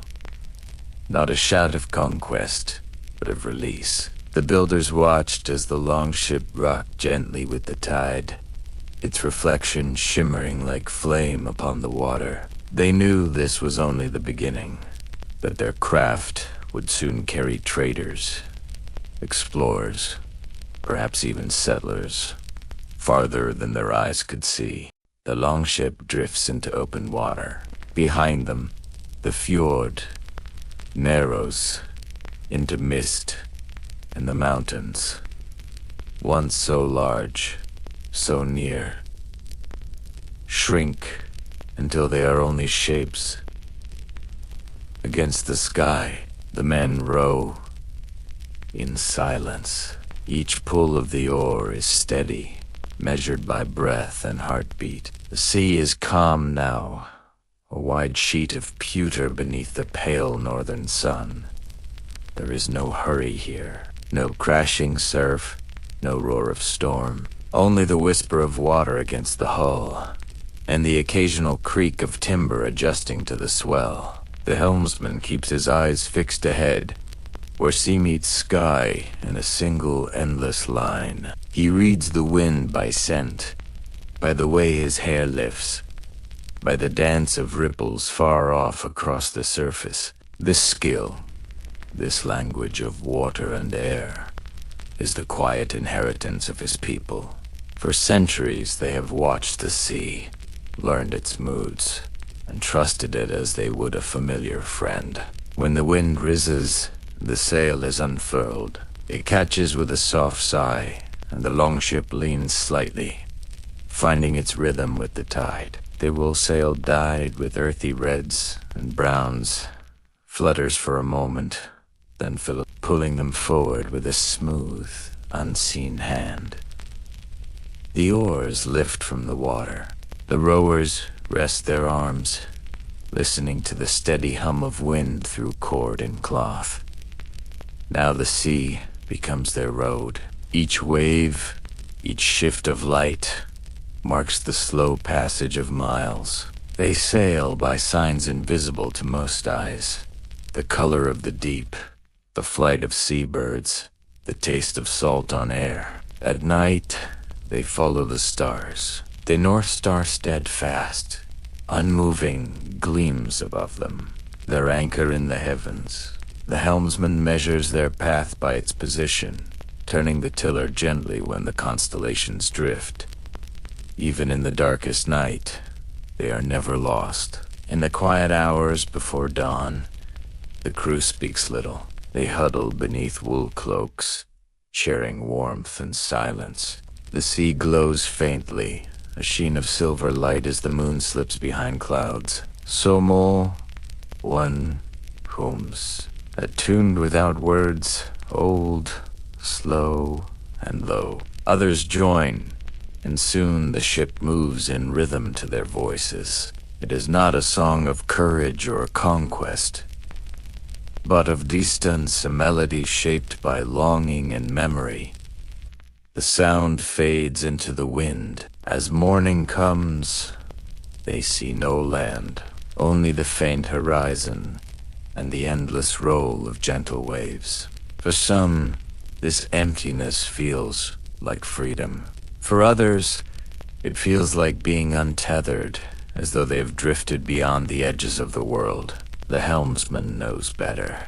He sees the direction of the current, the pattern of light on the waves, and knows land must lie somewhere ahead. Still, the sea is patient, and so they must be too. They eat from small wooden bowls, dried fish, bread hard as oak, washed down with cool water or watered ale. The taste is plain, but familiar, comforting. Between meals, they mend ropes, check the sail, and scrape barnacles from the hull. Every task, no matter how small, is done with care, because at sea, neglect invites danger. When the wind drops, they take to the oars again. Their muscles ache, but they row with rhythm left, right, breathe, pull, like a lullaby for the body. The ship glides forward. By the second night, clouds gather low and heavy. Ter, kulus, rain begins, not fierce, but steady, fine, like mist turned to thread. The men cover themselves in cloaks. The helmsman keeps his post, his hand never leaving the steering, or they have known worse storms. This one is but a passing veil. Thunder murmurs far away, and for a while the horizon disappears. The longship moves as if through smoke, its dragon head glistening with rain. But soon, the clouds thin, the stars return, and the crew exhales together.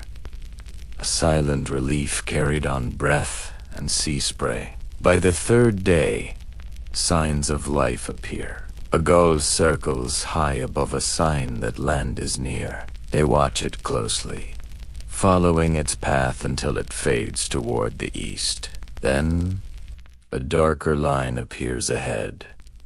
Faint, but growing. The helmsman smiles. Land. As they draw nearer, the scent of pine and earth replaces the endless salt. Small waves begin to break against rocks. The longship slows, its sail lowered, oars guiding it gently into a sheltered cove. They have reached another shore. No walls greet them. No ports or bustling trade. Only silence and the sound of trees moving in the wind. The Vikings step ashore, their boots sinking into damp sand. They do not shout victory. They simply stand for a moment, listening to the new world breathe. They explore slowly, hands brushing moss-covered stones, eyes studying the lay of land streams, cliffs, and forests. Untouched, a few gather driftwood and light a small fire. The smoke rises, thin and blue, carrying with it the scent of home.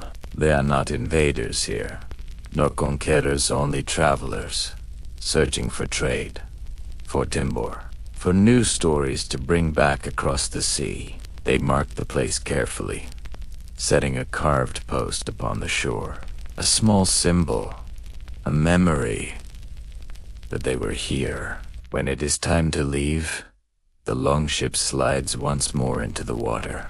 The men push off, the tide taking them gently outward. Behind them, the coastline fades into haze. They turn the ship westward again, toward home. The sea, in its calm, seems to welcome them back. The waves move with a slow, rocking rhythm like a cradle. Some of the men sleep, heads resting against the gunwale. Others watch the horizon, eyes half closed, lulled by the soft sway of the ship. The helmsman hums a tune under his breath. When his father sang, and his father before him, it tells of returning, of finding the same shore under a different sky. The longship glides through the night, carrying the sound of quiet dreams. By dawn, the fjords reappear. Mist drifts low over the water, and sunlight spills across the peaks. The crew straightens, faces soft with relief. They are home again. Children run to the shore as the ship nears. Dogs bark, and voices call out names. But still, for a moment, none of the sailors move. They sit and watch as the first light touches the water, the longship gleaming gold in the morning calm. Their journey has ended, but the sea remains, vast and patient, waiting for the next call of oars. The northern sky was a pale wash of silver when they left again. The longship slid through calm water, its reflection so clear it seemed another world below them. Behind lay the familiar fjords, the green slopes dotted with farms and homes. Ahead stretched the open sea, quiet, steady, endless. The men rowed with a slow, practiced rhythm, not in haste, but in patience. For voyages such as these were measured not in speed, but in endurance. They had learned the sea's moods by now. They knew how the waves rolled gently before a change of wind, how the gulls vanished just before rain, and how the faint taste of fresh water on the air meant land was near. 4 weeks they sailed westward, guided by the stars and by instinct born of generations. The days blurred softly into one another, a rhythm of rowing, resting, and watching the horizon. Some nights, the aurora flickered faintly above the sky itself, moving like the sea, green and slow and soundless. When they reached new shores, they did not land as conquerors. They came as builders, traders, and settlers. The coasts of the British Isles, the windswept Hebrides, the Shetlands, and later Iceland each offered a new beginning. They found harbors sheltered by cliffs, valleys cut by rivers, and plains wide enough for crops and herds. The Vikings, those seafarers, were also farmers at heart. Wherever they went, they sought the same steady life they had known in Norway and Denmark. A hearth, a field, a fence against the wind. The first settlement began simply. They built small huts from driftwood and turf, roofs layered with sod so grass grew upon them, blending the homes into the landscape. Smoke rose from these roofs like breath on a winter morning. They set stones for the hearth and burned seaweed for salt. The women who had come with them carried seeds wrapped in linen barley, flax, and onion, and planted them in the thin soil. Even here, so far from home, life took root. Trade was the lifeline that followed them. From these new settlements, they sent furs, walrus, ivory, and fish back across the sea. In return came iron, cloth, and crafted goods. Slowly, roots formed webs of connection across the North Atlantic. The sea that once separated lands now joined them. On calm evenings, they would sit by the shore and watch the water shimmer gold beneath the low sun, knowing that somewhere beyond that horizon, their kin did the same. In Iceland, the settlers found a land both harsh and beautiful. The soil steamed in places, warm from the earth's own breath. They built their homes near rivers and learned to live with fire and ice alike. They carved turf houses deep into the hillsides and tethered their animals in caves for warmth. Here, they established the Althing, one of the world's first assemblies, a gathering where laws were spoken aloud beneath the open sky. Decisions were made not by kings, but by the will of those who listened. The nights in these new lands were long. In winter, darkness stretched endlessly, but within each house, the fire glowed bright. Families gathered close, telling stories of gods and heroes, of Odin's ravens and Thor's hammer, of voyages yet to come. These stories, passed quietly from mouth to ear, were the true treasure they carried. They bound the people together across distance and time, keeping memory alive through the endless turning of seasons. The Vikings respected the spirits of the places they settled. They left small offerings milk poured into the ground, bread set upon stone stew, thanked the unseen keepers of each valley or stream. They learned the paths of local wildlife, the movement of fish through fjords, the migration of birds. Their survival depended on this understanding, and over time they blended with the rhythm of the land itself. Though they were far from the kingdoms of their birth, the new settlements soon pulsed with familiar life. Blacksmiths built forges from stone, shaping tools and nails from precious iron. Women wove wool into cloaks thick enough to block the cold Atlantic wind. Children ran between huts, laughing, their footprints marking the damp sand. Sheep grazed along slopes that overlooked the sea. It was a quiet world, not one of raids or war cries, but of simple persistence, a harmony of labor and peace.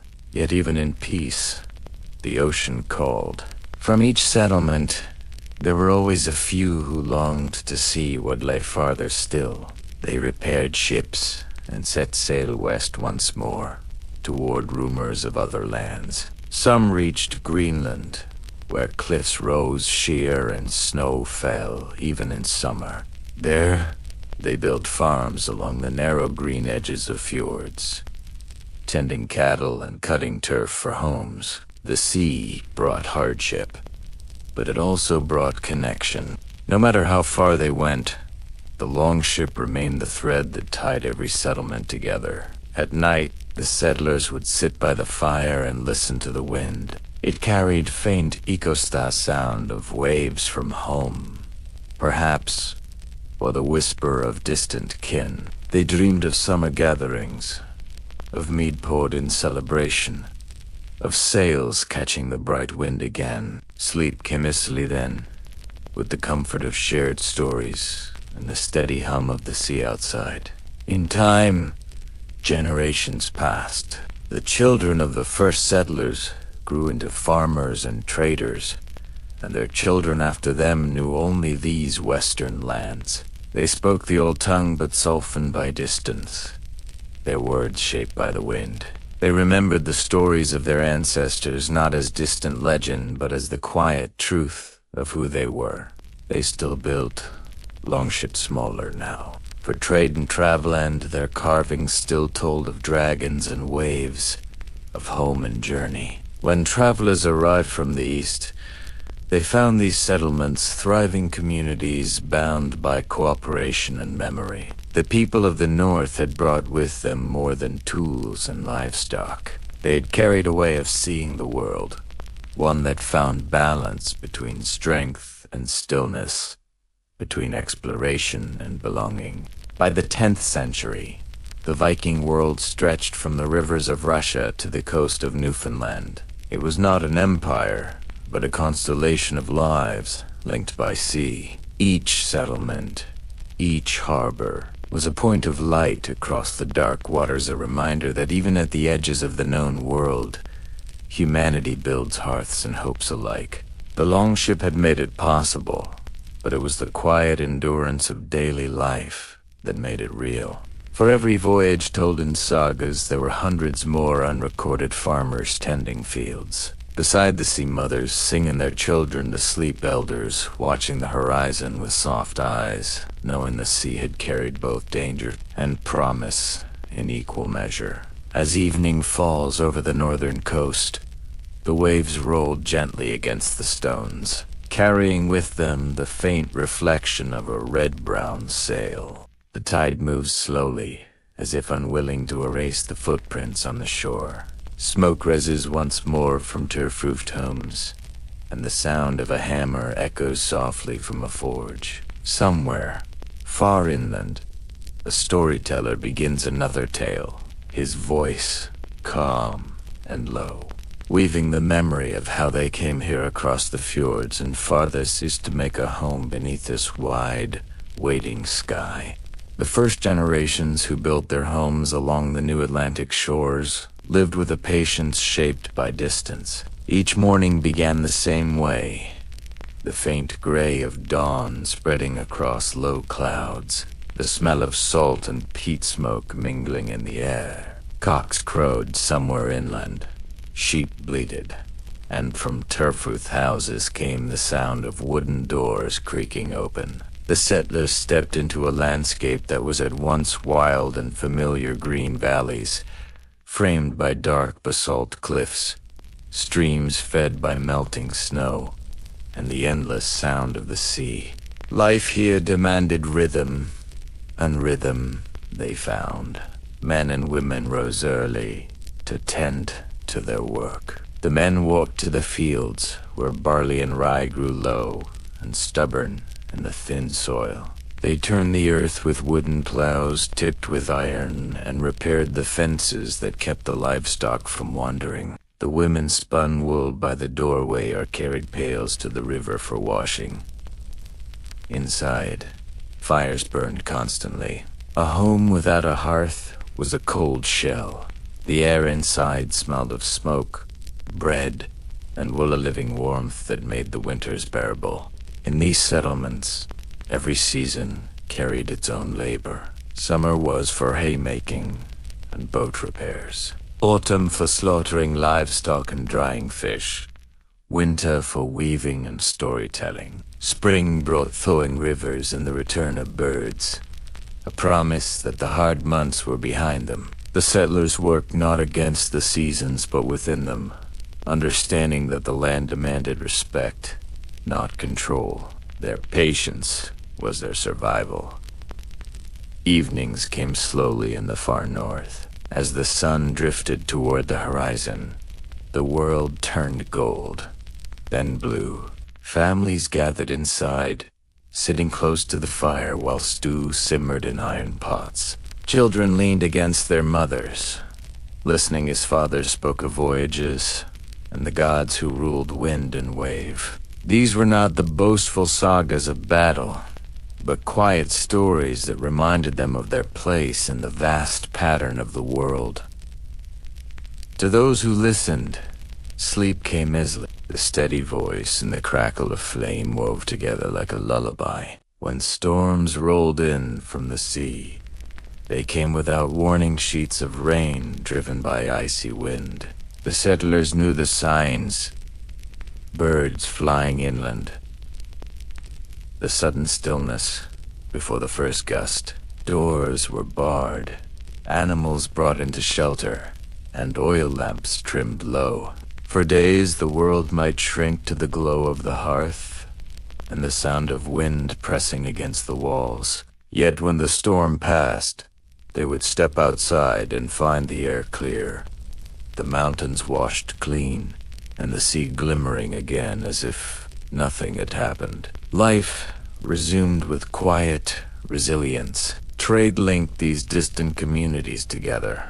From Iceland and Greenland came hides, wool, and walrus ivory. From Norway and the British Isles arrived iron, salt, and fine cloth. Every few years, ships from the east appeared on the horizon, their sails swelling with wind, bringing news and visitors from the old homelands. The gatherings that followed were cause for celebration.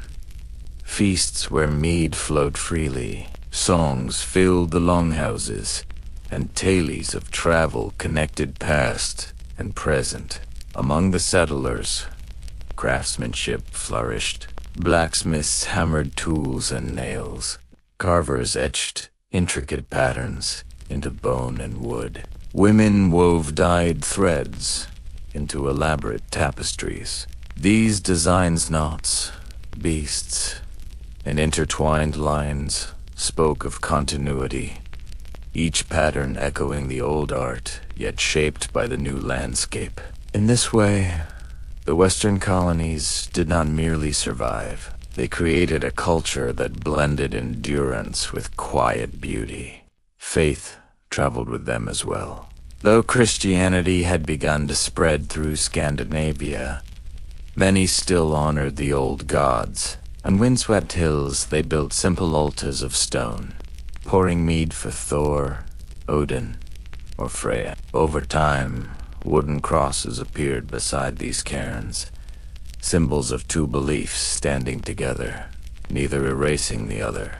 The settlers found comfort in both, the old faith of their ancestors and the new message of peace and endurance.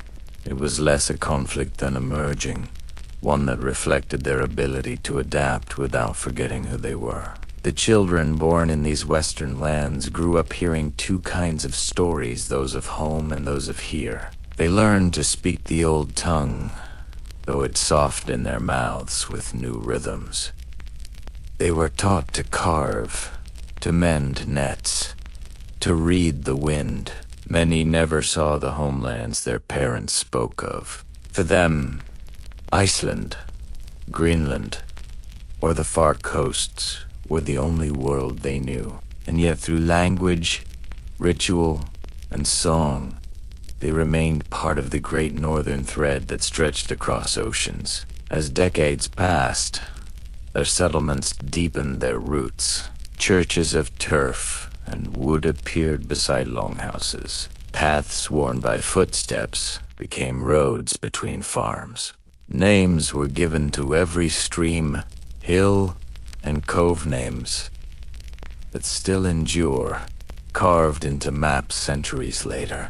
Some of these places carried echoes of the old world, while others took names from new experiences, shaped by the land's own spirit. There was hardship too. Winters could claim livestock and lives alike.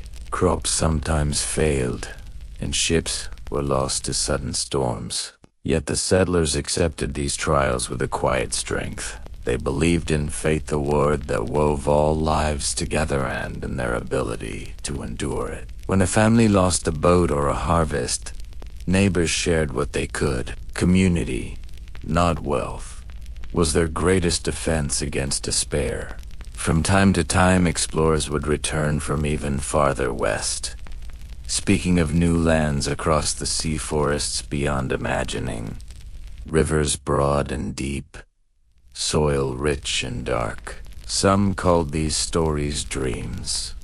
Others believed them. Around hearths, they became legends that blurred the line between truth and hope. Centuries later, traces of their voyages would be found on the coast of North America, proof that those whispers had carried more than imagination. The legacy of the Western settlers is not measured in conquest, but in continuity.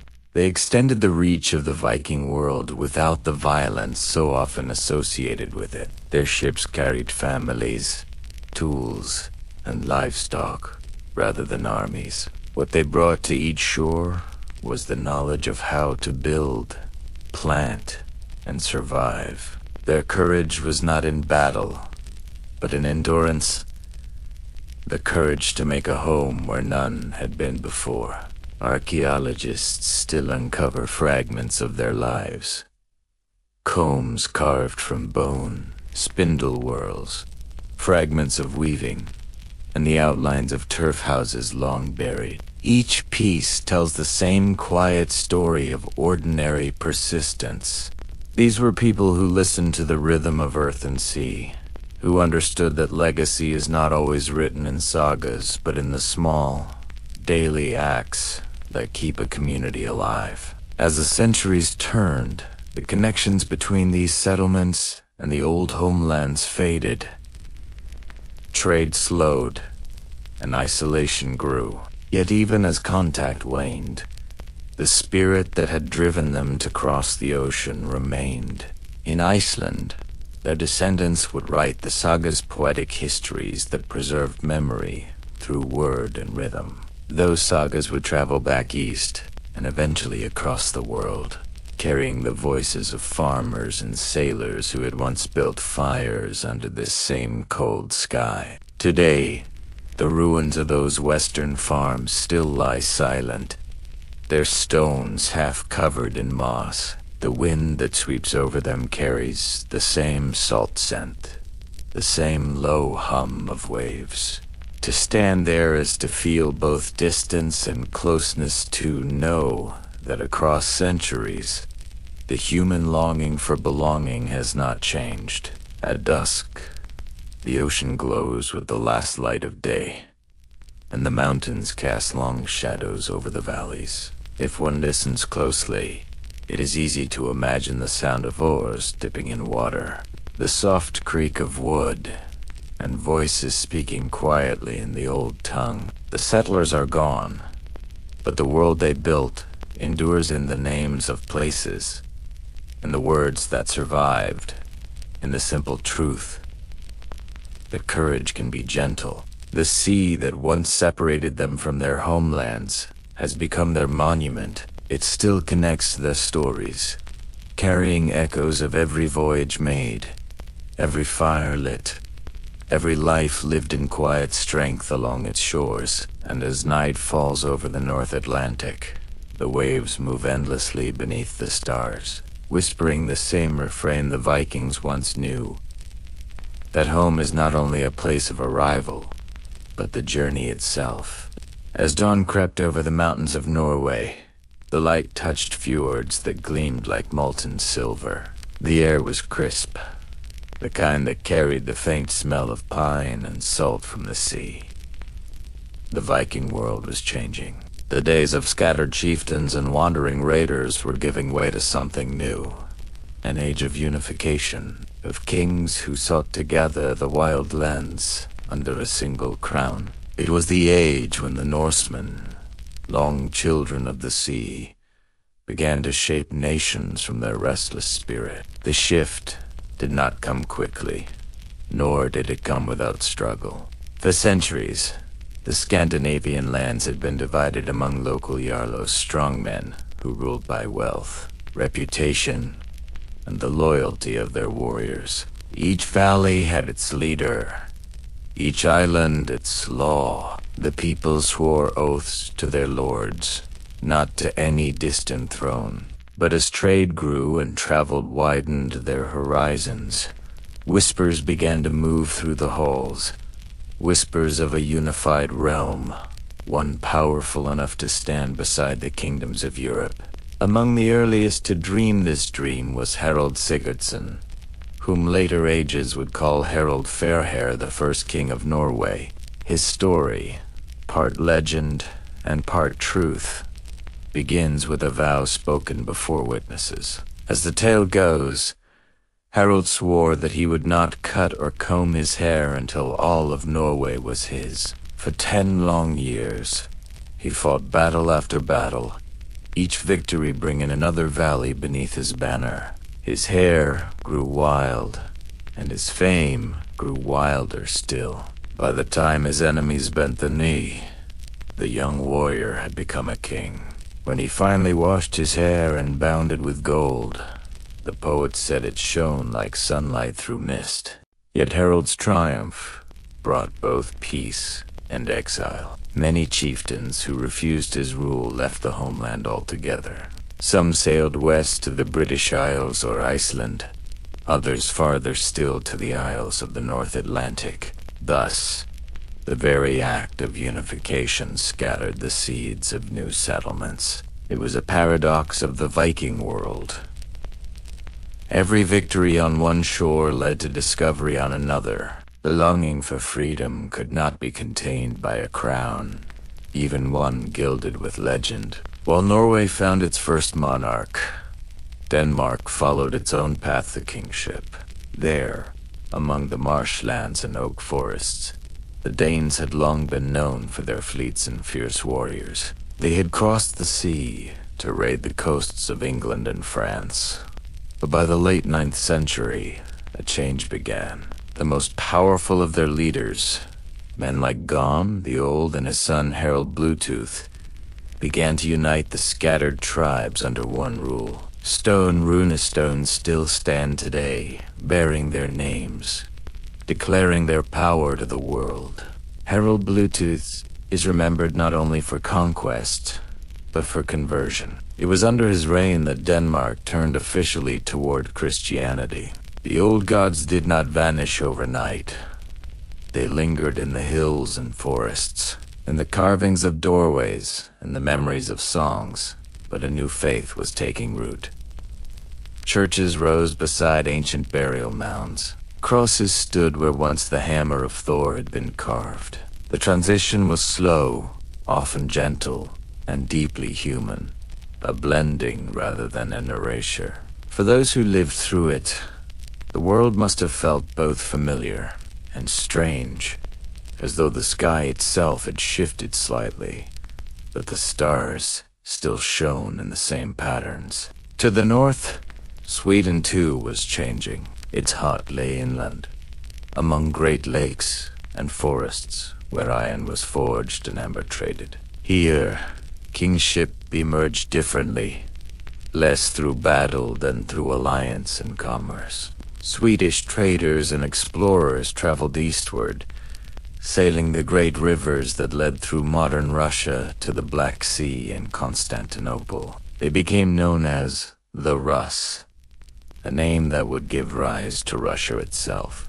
These men, both merchants and warriors, carried with them not only goods, but stories, words, and traditions, threads of Norse identity woven into faraway lands. The rise of kings brought with it a new sense of order. Laws were written down, assemblies grew formalized, and permanent towns began to flourish. Where once there had been only seasonal markets, Bergen, Rib, and Hidibi buzzed with activity. Ships arriving from distant ports, traders haggling over amber, furs, iron, and silk. The Viking world was no longer defined solely by raiding. It had matured into a network of commerce that stretched from the Arctic to Byzantium. Gold flowed into the north, and with it came ideas, architecture, religion, and diplomacy. Still, the people remained close to their roots. Even the kings who wore crowns had once held oars in their hearts. They carried the sea's rhythm, the understanding that fortune, like the tide, rises and falls without warning. The skalds who sang in their halls reminded them that no man ruled forever, that even great kings would one day feast in Valhalla, or lie forgotten beneath the earth. The humility in those verses tempered ambition with reflection. One of the most remarkable transformations of this era was the growing connection between the Norse and the wider Christian world. Missionaries traveled north, carrying not just scripture but new ways of seeing time and destiny. Where once the sagas spoke of cyclical fate, the endless turning of seasons and battles, Christianity brought a linear story, a promise of salvation and eternity. For some, this was a comfort. For others, a challenge. Yet the Norse adapted, as they always did. They carved crosses that bore the interlaced style of their old art, as if to say, even as the world changes, our hands remember who we are. As night fell over the longhouses of Norway and Denmark, fires flickered on carved walls, depicting ships, beasts, and gods. Outside, the wind carried the scent of the sea, and distant waves lapped against the shore. In such quiet hours, kings and farmers alike might have felt the same longing, not for conquest, but for peace, for the sound of the hearth and the warmth of shared company. The New Age had brought them closer to unity, yet the human heart still beat with the same old rhythm of uncertainty and hope. The poets of the time spoke often of honor, but their verses also carried gentleness. They praised those who ruled wisely, who kept their people safe through famine and frost. The saga writers who came later would look back on this age as a bridge between the mythic past and the historical present, between gods and kings, between wandering and belonging. It was the time when Scandinavia began to look inward, shaping its own identity rather than seeking it across the sea. The unification of the North also changed the soundscape of daily life. Bells began to ring from small churches, market squares filled with new accents, traders from Saxony, England, and even the Mediterranean. Coins replaced barter in some places. Seals of authority were pressed into wax. Yet for all this change, the nights remained the same. The soft creak of timber, the sigh of wind through pine, the murmured prayers to gods old and new. Progress did not erase the simplicity of survival. When winter descended, the seas froze along the coast, and ships rested high on wooden racks. Inside the halls, people gathered for JL, the midwinter feast that celebrated both the old gods and, increasingly, the birth of Christ. It was a time of warmth and storytelling. The skalds recited verses that connected the living to their ancestors, kings to commoners.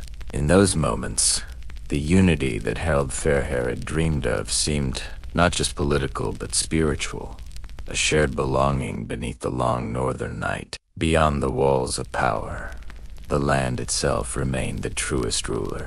Mountains stood indifferent to kings. Storms swept through valleys without regard for borders. Every fisherman who set sail, every farmer who sowed his field, lived by the same truth, that nature's rhythm governed all. Ti's humility, born of generations close to the earth, ensured that even as they built kingdoms, the Norse never forgot the fragility of life. Centuries later, historians would call this period the birth of Scandinavia as we know it. The time when its languages, faith, An identity began to crystallize. Yet in many ways, it was also an ending. The age of raiders had passed. The age of rulers had begun. But beneath the crowns and churches, the old spirit endured. The same curiosity that had once driven ships across oceans now turned inward, toward governance, art, and law. It was no less brave, only quieter. And so the North changed, not in a single generation, but through the slow patience of countless lives lived between sea and stone. The kings who shaped the realm would one day fade into legend, their names carved into runes and remembered in song. But the people who followed them, farmers, traders, poets, and dreamers, would carry forward the real legacy. The endurance of a culture, both fierce and gentle, both restless and rooted. The Age of Kings had begun, and with it, the long echo of the Viking world transformed from war and wandering into the art of belonging.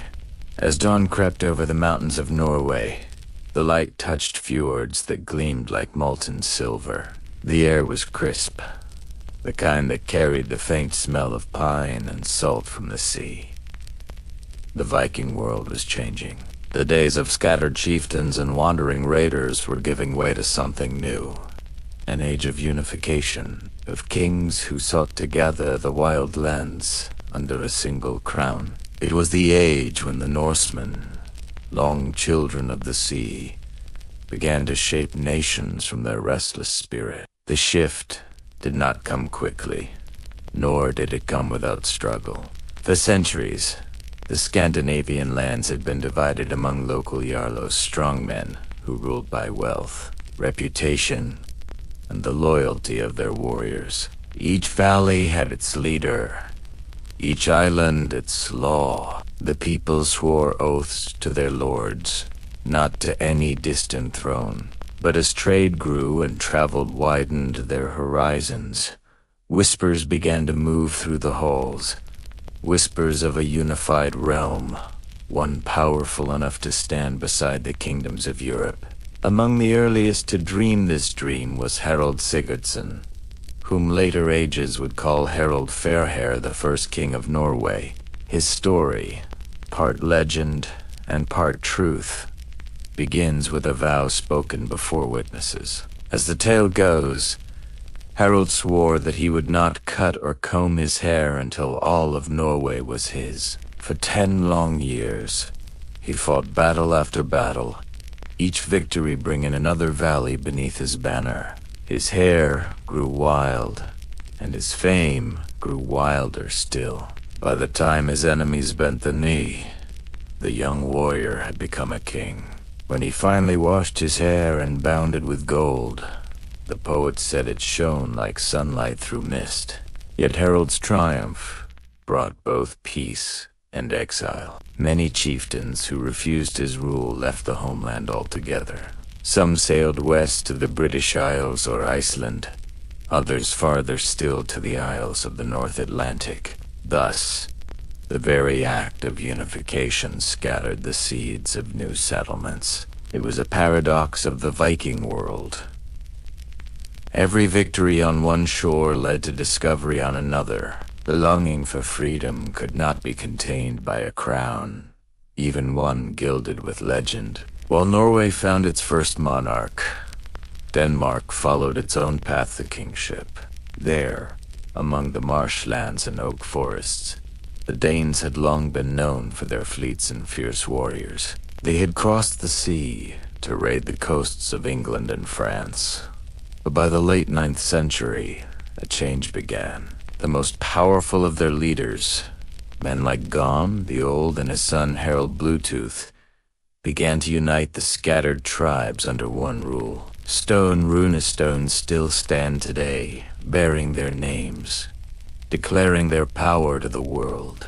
Harald Bluetooth is remembered not only for conquest, but for conversion. It was under his reign that Denmark turned officially toward Christianity. The old gods did not vanish overnight. They lingered in the hills and forests, in the carvings of doorways and the memories of songs, but a new faith was taking root. Churches rose beside ancient burial mounds. Crosses stood where once the hammer of Thor had been carved. The transition was slow, often gentle, and deeply human, a blending rather than an erasure. For those who lived through it, the world must have felt both familiar and strange, as though the sky itself had shifted slightly, but the stars still shone in the same patterns. To the north, Sweden too was changing. Its heart lay inland, among great lakes and forests where iron was forged and amber traded. Here, kingship emerged differently, less through battle than through alliance and commerce. Swedish traders and explorers traveled eastward, sailing the great rivers that led through modern Russia to the Black Sea and Constantinople. They became known as the Rus, a name that would give rise to Russia itself. These men, both merchants and warriors, carried with them not only goods, but stories, words, and traditions, threads of Norse identity woven into faraway lands. The rise of kings brought with it a new sense of order. Laws were written down, assemblies grew formalized, and permanent towns began to flourish. Where once there had been only seasonal markets, Bergen, Rib, and Hidibi buzzed with activity. Ships arriving from distant ports, traders haggling over amber, furs, iron, and silk. The Viking world was no longer defined solely by raiding. It had matured into a network of commerce that stretched from the Arctic to Byzantium. Gold flowed into the north, and with it came ideas, architecture, religion, and diplomacy. Still, the people remained close to their roots.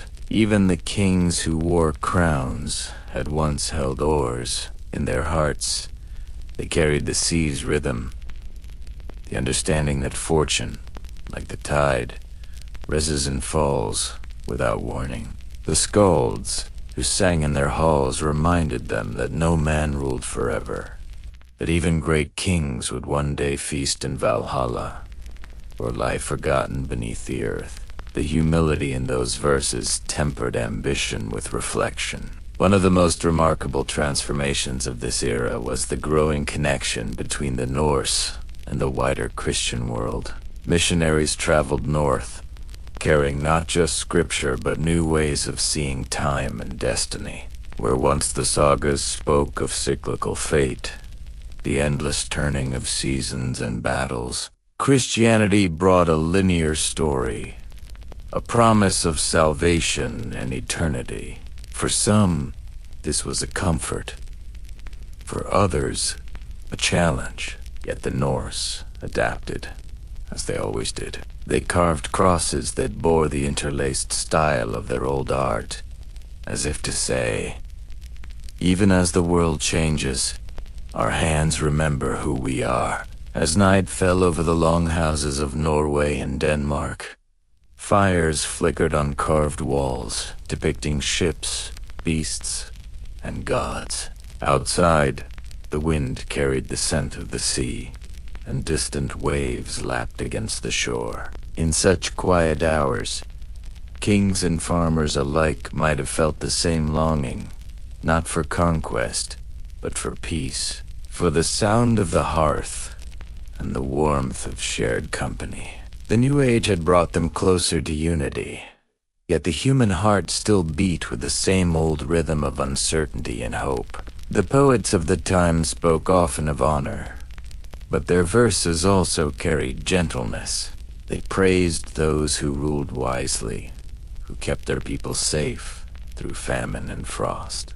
The saga writers who came later would look back on this age as a bridge between the mythic past and the historical present, between gods and kings, between wandering and belonging. It was the time when Scandinavia began to look inward, shaping its own identity rather than seeking it across the sea. The unification of the North also changed the soundscape of daily life. Bells began to ring from small churches, market squares filled with new accents, traders from Saxony, England, and even the Mediterranean. Coins replaced barter in some places. Seals of authority were pressed into wax. Yet for all this change, the nights remained the same. The soft creak of timber, the sigh of wind through pine, the murmured prayers to gods old and new. Progress did not erase the simplicity of survival. When winter descended, the seas froze along the coast, and ships rested high on wooden racks. Inside the halls, people gathered for JL, the midwinter feast that celebrated both the old gods and, increasingly, the birth of Christ. It was a time of warmth and storytelling. The skalds recited verses that connected the living to their ancestors, kings to commoners. In those moments, the unity that Harold Fairhair had dreamed of seemed not just political but spiritual, a shared belonging beneath the long northern night. Beyond the walls of power, the land itself remained the truest ruler. Mountains stood indifferent to kings. Storms swept through valleys without regard for borders.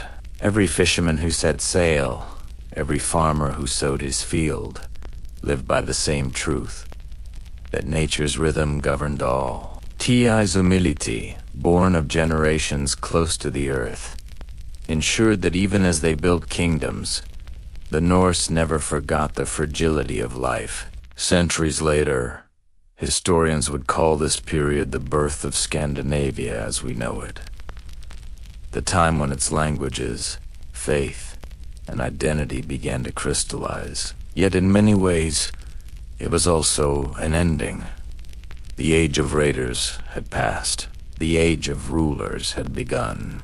But beneath the crowns and churches, the old spirit endured. The same curiosity that had once driven ships across oceans now turned inward, toward governance, art, and law. It was no less brave, only quieter. And so the North changed, not in a single generation, but through the slow patience of countless lives lived between sea and stone. The kings who shaped the realm would one day fade into legend, their names carved into runes and remembered in song. But the people who followed them, farmers, traders, poets, and dreamers, would carry forward the real legacy. The endurance of a culture, both fierce and gentle, both restless and rooted. The age of kings had begun, and with it, the long echo of the Viking world transformed from war and wandering into the art of belonging. The transformation of faith in the North was not a sudden blaze, but a slow and glowing ember that burned across generations.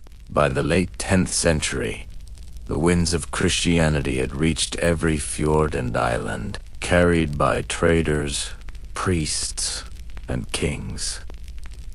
But deep in the valleys, far from royal courts and stone churches, the old gods still lingered in the rustle of birch leaves and the quiet thunder that rolled through the mountains in the hearts of those who remembered. For these men and women, faith was not a doctrine written in books. It was the pulse of the land itself. In the early days, conversion was not forced. Missionaries came with gentle persistence, often traveling with merchants or diplomats. They spoke of a single God, of mercy, of eternal life. Ideas that were both strange and familiar to the Norse. After all, the sagas already spoke of Valhalla and Hell, of life beyond death, of a cosmic order held by unseen powers. What differed was not the existence of the divine, but its shape. Where the old faith was a web of many threads, gods foresee, sky, and harvest.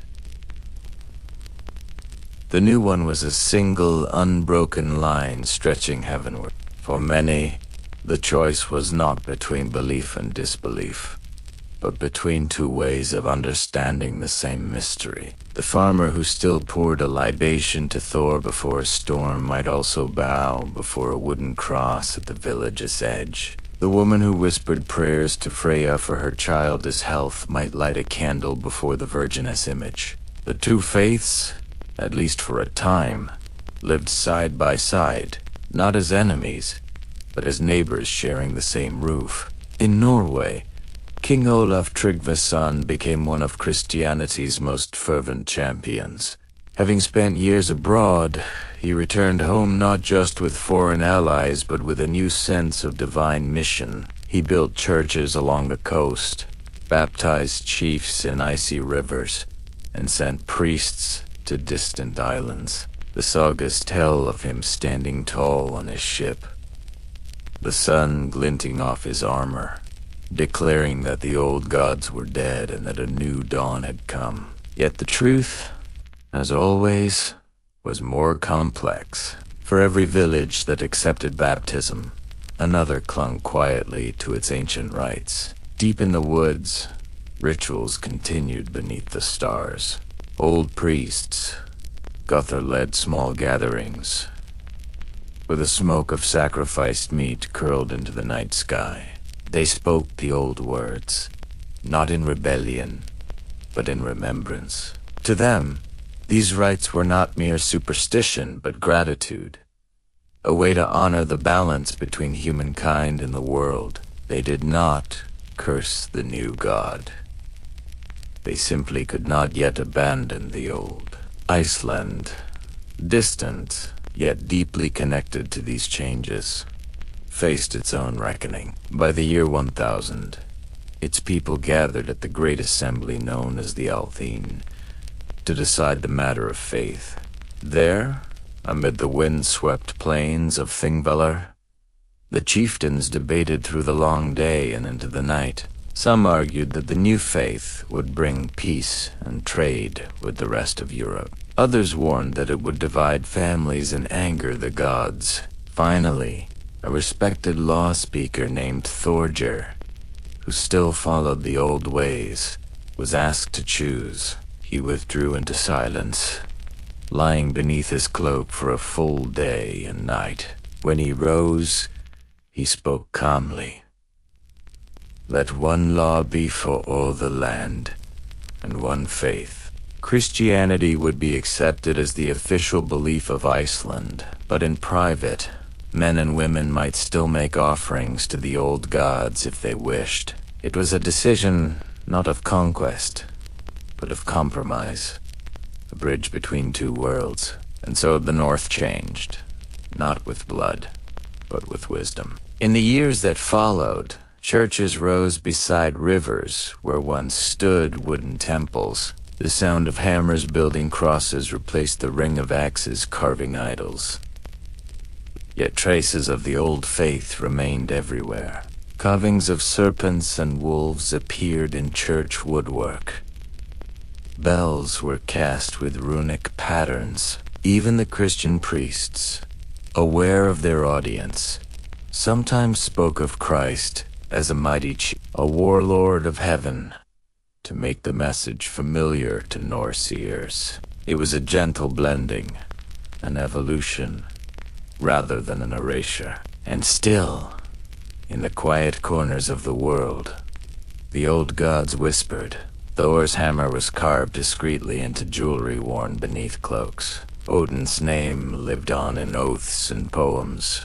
The rhythms of the festival's midwinter feasts, harvest blessings, spring rites, continued under new names. Yule became Christmas. The feast of Freyr became the celebration of St. John. The outward form had changed, but the heart of its gratitude, reverence, and connection to nature endured. For the last pagans, The passing of their faith was not always sorrowful. Many saw it as part of the great turning that the skalds had long foretold. The world, after all, was always in motion. From the ice ages to the tides of conquest, from darkness to light. To live was to adapt, and adaptation had always been the Norse way. They honored their ancestors not by clinging to the past, but by carrying its spirit forward in new forms. Still, there were moments of quiet grief. Old temples were dismantled, their timbers reused for churches. Sacred groves were cut down to clear ground for farms. The ancient runestones weathered slowly under rain and wind, their meanings fading as new generations learned the Latin alphabet. For those who remembered, it must have felt as though the world itself had turned its face. Yet even as the visible signs of the old religion vanished, its essence persisted in language, in art, in the stories passed down at night. The sagas that would later be written in Iceland are proof of that endurance. Though composed in Christian times, they pulsed with the spirit of the pagan past, the courage of heroes, the inevitability of fate, the reverence for honor above all else. In them, Odin still walks the earth in disguise. Thor still raises his hammer, and Freya still weeps for her lost love. The writers did not forget. They transformed memory into poetry. By the 11th century, Christianity had fully taken root across Scandinavia. Cathedrals rose in stone and stained glass where once had been wooden halls. The air filled with the sound of Latin hymns, and kings sought legitimacy through the blessing of bishops rather than the favor of gods. Yet even as the faith of the North changed, its character remained uniquely Norse. The people prayed in their own tongue, sang with their own melodies, and carved saints that looked faintly like warriors. The divine had simply donned a new face. Travelers who came north during this time often remarked that the people of these lands seemed to live between two worlds, one foot in Christendom, the other in an older rhythm of life. They were Christian in prayer, but pagan in spirit. They crossed themselves before voyages, yet still tossed a coin into the sea for endured gut of wind and waves. They buried their dead with crosses on the grave, yet left food beside the mound for wandering souls. Faith was not a fixed line, but a circle, turning gently through time. There were places where the old gods were said to linger longest, high valleys where thunder echoed, lonely islands where the wind spoke in strange tones, ancient burial sites no one dared to disturb. Sailors told of storms that rose suddenly near such places, and of calm returning when an offering was made to the sea. Whether superstition or remembrance, it was the same truth told again and again. The old ways did not vanish. They simply withdrew into silence, and perhaps that is how they still survive. In the hush of pine forests, in the northern lights that shimmer across the sky, in the names of days that still honor Odin and Thor. Every Wednesday, every Thursday, those are their echoes, carried quietly through centuries. The Christian monks who wrote the chronicles did not mean to preserve the pagan world, yet in recording it, they gave it life everlasting. For those who study this time, there is something deeply human in how the North changed its faith. Unlike the violent conversions seen elsewhere, the Norse transition was marked by patience and understanding. The people did not forget who they were. They simply learned to see their gods through a new lens. The old faith became part of the landscape, not destroyed, but absorbed, like sunlight fading into dusk.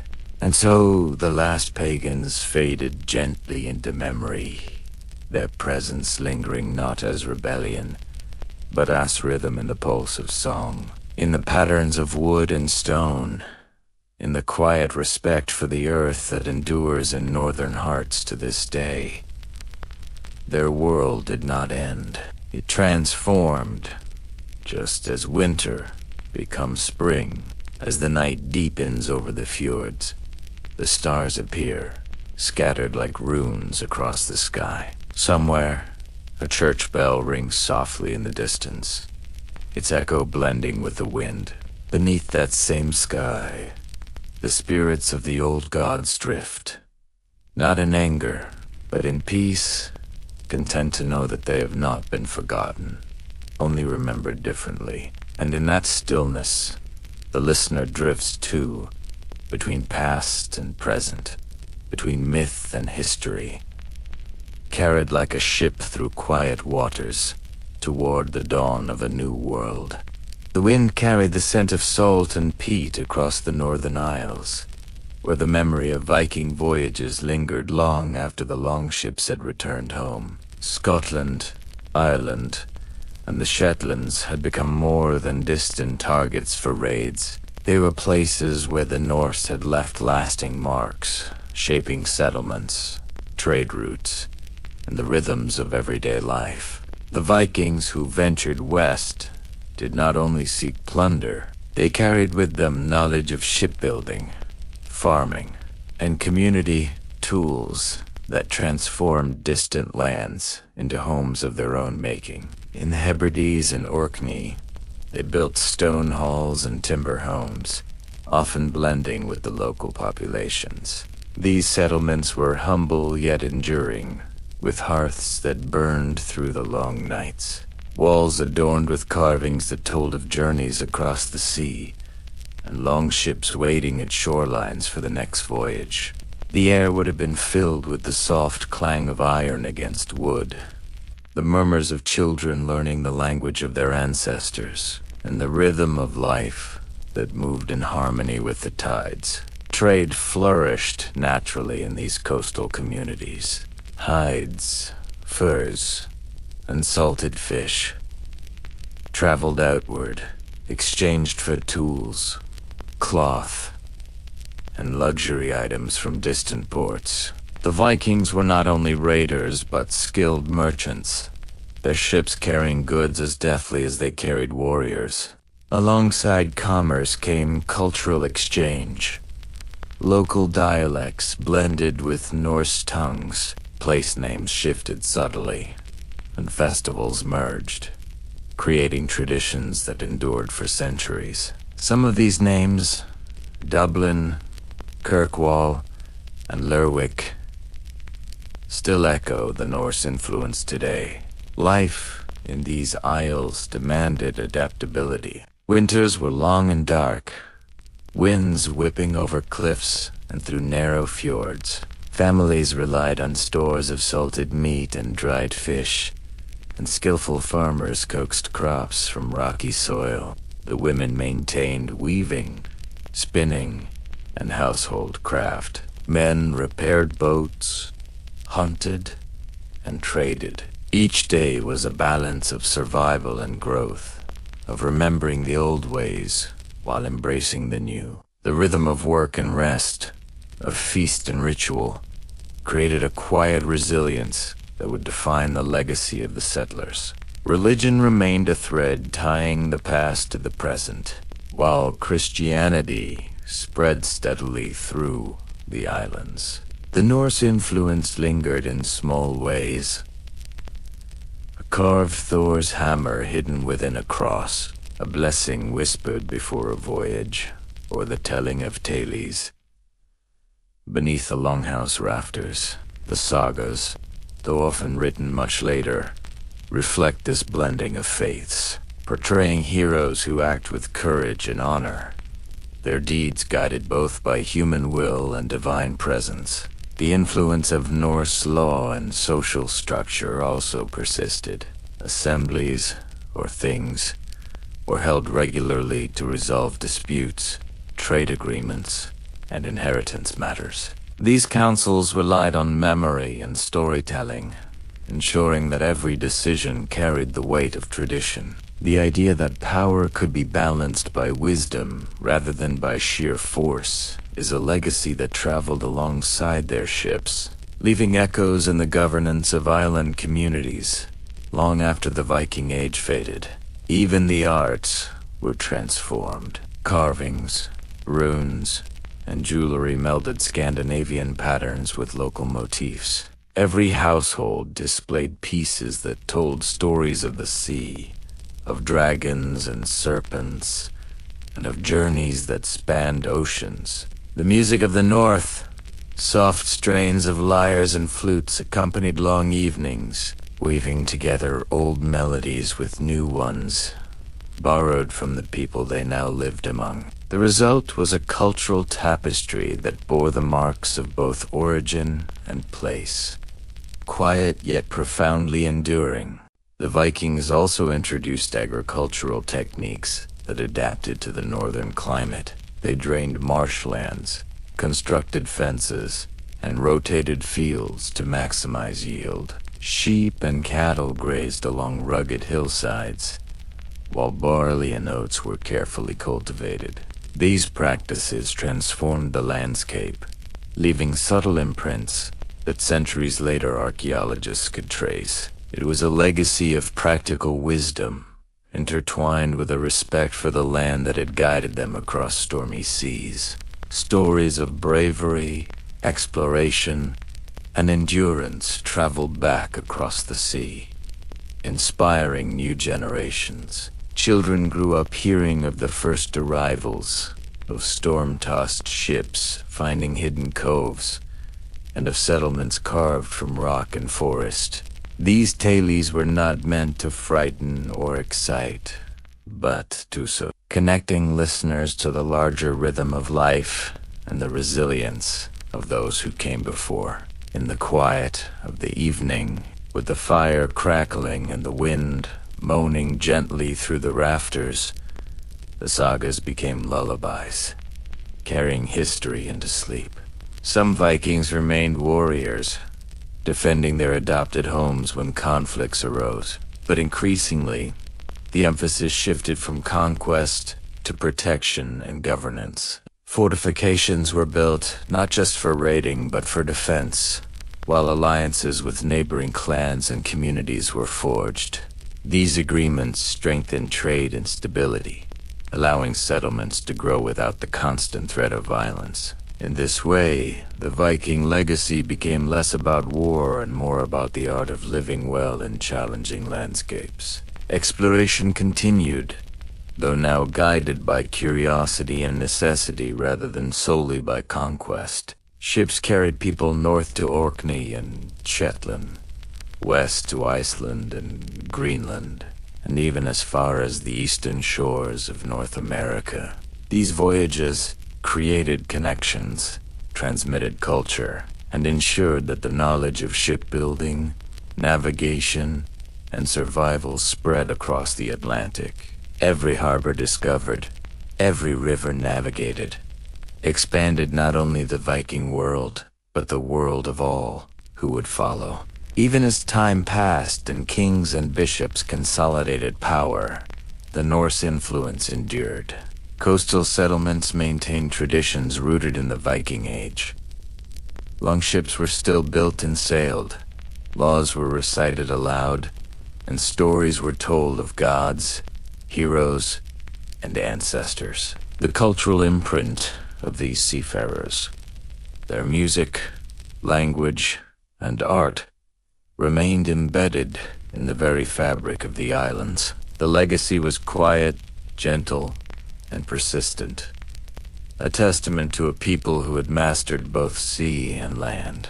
In the calm hours of dawn, one might imagine a longship gliding across the Atlantic, oars dipping in rhythm with the tide, carrying the weight of memory and the promise of discovery. On shore, children run through the villages, hearing tales of their ancestors' courage and resolve. Fires burn in hearths beneath turf roofs, and the wind carries faint echoes of song. The Viking spirit, while no longer wild and unbound, survives in these small, enduring acts, in the way the land is worked, the stories are told, and the sea is navigated with patience and care. This legacy reaches even into modern times. Names, customs, and cultural practices in Scotland, Ireland, and the islands reflect centuries of Norse influence. Archaeological finds, from jewelry to fortifications, from longhouses to ship remnants, provide tangible links to a past that shaped the present. And perhaps, most importantly, the quiet lessons of adaptation, resilience, and respect for both community and nature endure. They remind us that the legacy of the Vikings is not only in their raids or voyages, but in the everyday lives they touched and transformed across the Northern Isles and beyond. As night falls over the rugged coasts, waves ripple softly against the shore. The wind carries the faint, distant sound of a horn, a song, a story being told, reminders that though centuries have passed, the memory of the Vikings still drifts across the landscape. Their journey, their settlements, and their legacy remain alive in the quiet persistence of culture, in the rhythms of daily life, and in the stories passed from one generation to the next. The northern winds carried the scent of salt and timber as Viking ships slid across the seas, their sails catching every breath of wind with quiet grace. By the 9th and 10th centuries, the world beyond Scandinavia was becoming both familiar and distant to the Norse, as travel for trade and diplomacy extended the reach of their influence. The rivers of Russia, the coasts of France and England, and the bustling ports of the Mediterranean became part of a vast network in which the Vikings were not only raiders, but merchants, craftsmen, and travelers. Every voyage carried both goods and stories, weaving connections that would echo across centuries. In the east, the rivers of the Rus offered routes to Constantinople and the Black Sea. Small boats glided along currents lined with forests and settlements, passing cities where merchants traded silk, spices, and gold. Vikings, often called Varangians, in these lands, acted as intermediaries, moving goods, knowledge, and culture between regions that might otherwise never meet. Alongside trade, they carried the memory of their homeland, establishing settlements that preserved Norse language, laws, and custom. The influence they left can still be traced in the names of rivers, towns, and even the governance structures that evolved in these lands. To the west, the coasts of England and France were transformed by Norse activity. Initial raids gave way to the establishment of permanent settlements. In Normandy, the descendants of Viking settlers intermarried with the local population, creating a unique culture that blended Norse and Frankish traditions. Trade flourished as the rivers of northern France and the channels of the English coast became conduits for goods.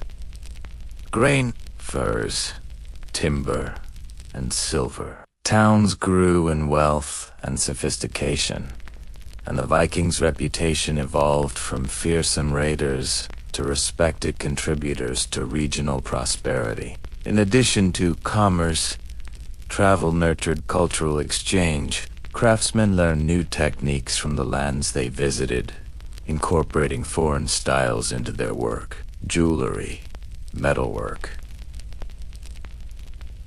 and textiles carried hints of Mediterranean, Slavic, and Anglo-Saxon influence, merging with traditional Scandinavian motifs. The longships themselves became masterpieces of engineering, adapted for both warfare and trade, capable of navigating rivers and open seas alike. Each journey strengthened the skill, knowledge, and adaptability of the Norse people, The exchange of ideas accompanied the exchange of goods. Missionaries, scholars, and travelers brought news, religious beliefs, and new technologies. The Norse were curious observers, often adopting practical innovations while retaining their own identity. Churches, fortifications, and markets were built with techniques learned abroad, yet infused with Nordic sensibilities. Even in distant lands, the Norse left their mark in the place names they bestowed, in the settlements they established, and in the traditions that blended seamlessly with local customs. This period also saw the movement of people. Families traveled to settle in new lands, sometimes following trade routes, sometimes seeking opportunity, or fleeing unrest at home. Women and children carried seeds, livestock, and household skills to these new territories, ensuring that settlements could thrive. The rhythm of daily life, tending fields, mending nets, weaving cloth, preparing food was mirrored across Europe, adapted to each climate and landscape.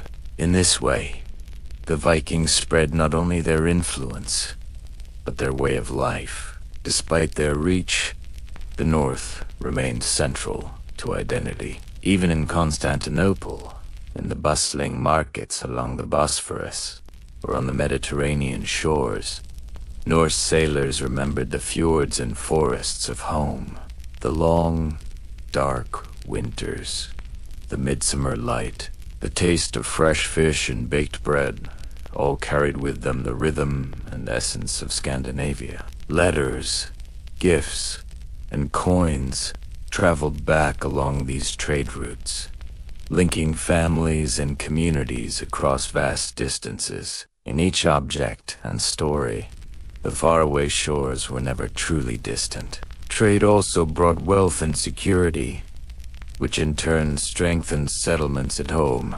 Coastal towns in Norway, Denmark, and Sweden became hubs of commerce, growing into permanent centers where ships could dock safely, goods could be exchanged, and news from afar could be gathered. Merchants and craftsmen found opportunities to flourish, while kings and jarls used their influence to regulate trade, collect taxes, and maintain alliances. The network of exchange created a shared understanding of value, law, and diplomacy that shaped Northern Europe for generations. But even as commerce flourished, the sea remained a force of both opportunity and risk. Storms could destroy ships and stores, and rival groups could attack at any time. Sailors learned to read the wind and stars, the tides and currents, the behavior of seabirds, small signals that guided them safely across unfamiliar waters. Every voyage demanded patience, skill, and resilience, qualities passed from generation to generation, quietly shaping the character of the people. Alongside practical skills, travel carried cultural echoes, songs, tales, and traditions that blended with local customs. The sagas, which would later be written down in Iceland and Norway, reflect this interweaving of influence.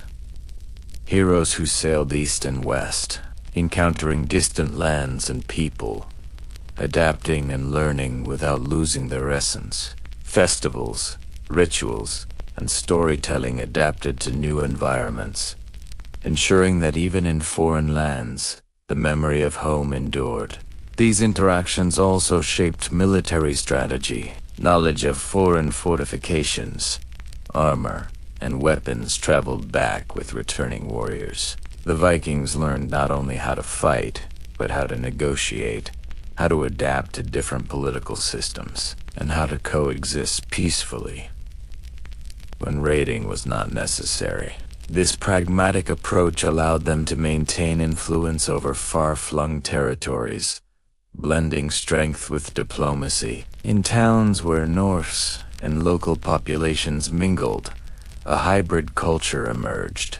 Markets buzzed with multiple languages, food and music combined traditions, and marriages bridged communities. The result was not the erasure of the Norse, but a symbiosis that enriched both settlers and hosts. Children grew up learning multiple tongues, hearing stories of both Scandinavian gods and local saints, weaving a sense of belonging that transcended a single homeland. Even after the Viking Age officially waned, the influence of these travels endured.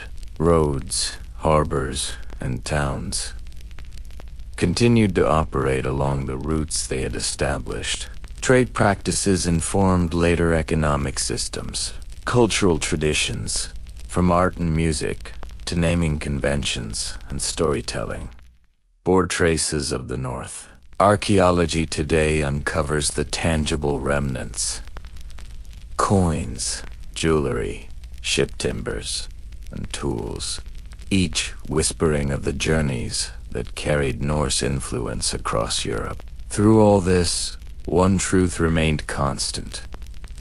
The Vikings' legacy was not solely in the lands they touched, but in the connections they forged. Trade, travel, and cultural exchange created bonds that survived long after their longships had returned to the northern fjords. The echoes of their presence in communities, art, and memory continued to shape Europe quietly and persistently, much like the gentle ebb and flow of the tide.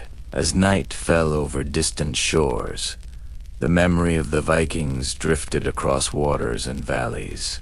Ships that had long vanished left only subtle signs: place names, ruins, and the soft resonance of songs carried through the wind. And for those who closed their eyes beside hearths far from home, the stories traveled with them. Tales of distant lands, enduring courage, and quiet adaptation. In the lull between waves and stars, the echoes of their journeys could still be felt bridging time and space, and reminding all who listened that even across centuries, a single people could leave a lasting imprint on the world. In this next chapter of the Viking world, we turn our attention to the heart of their settlements, the lives of women, their quiet strength, and the rhythms of daily life. Here, amidst the longhouses, fields, and hearths, we discover the true pulse of the Norse world, as families lived, loved, and endured in harmony with the land and the sea. As the first pale light of dawn touched the northern settlements, it revealed the quiet rhythm of daily life that had sustained generations.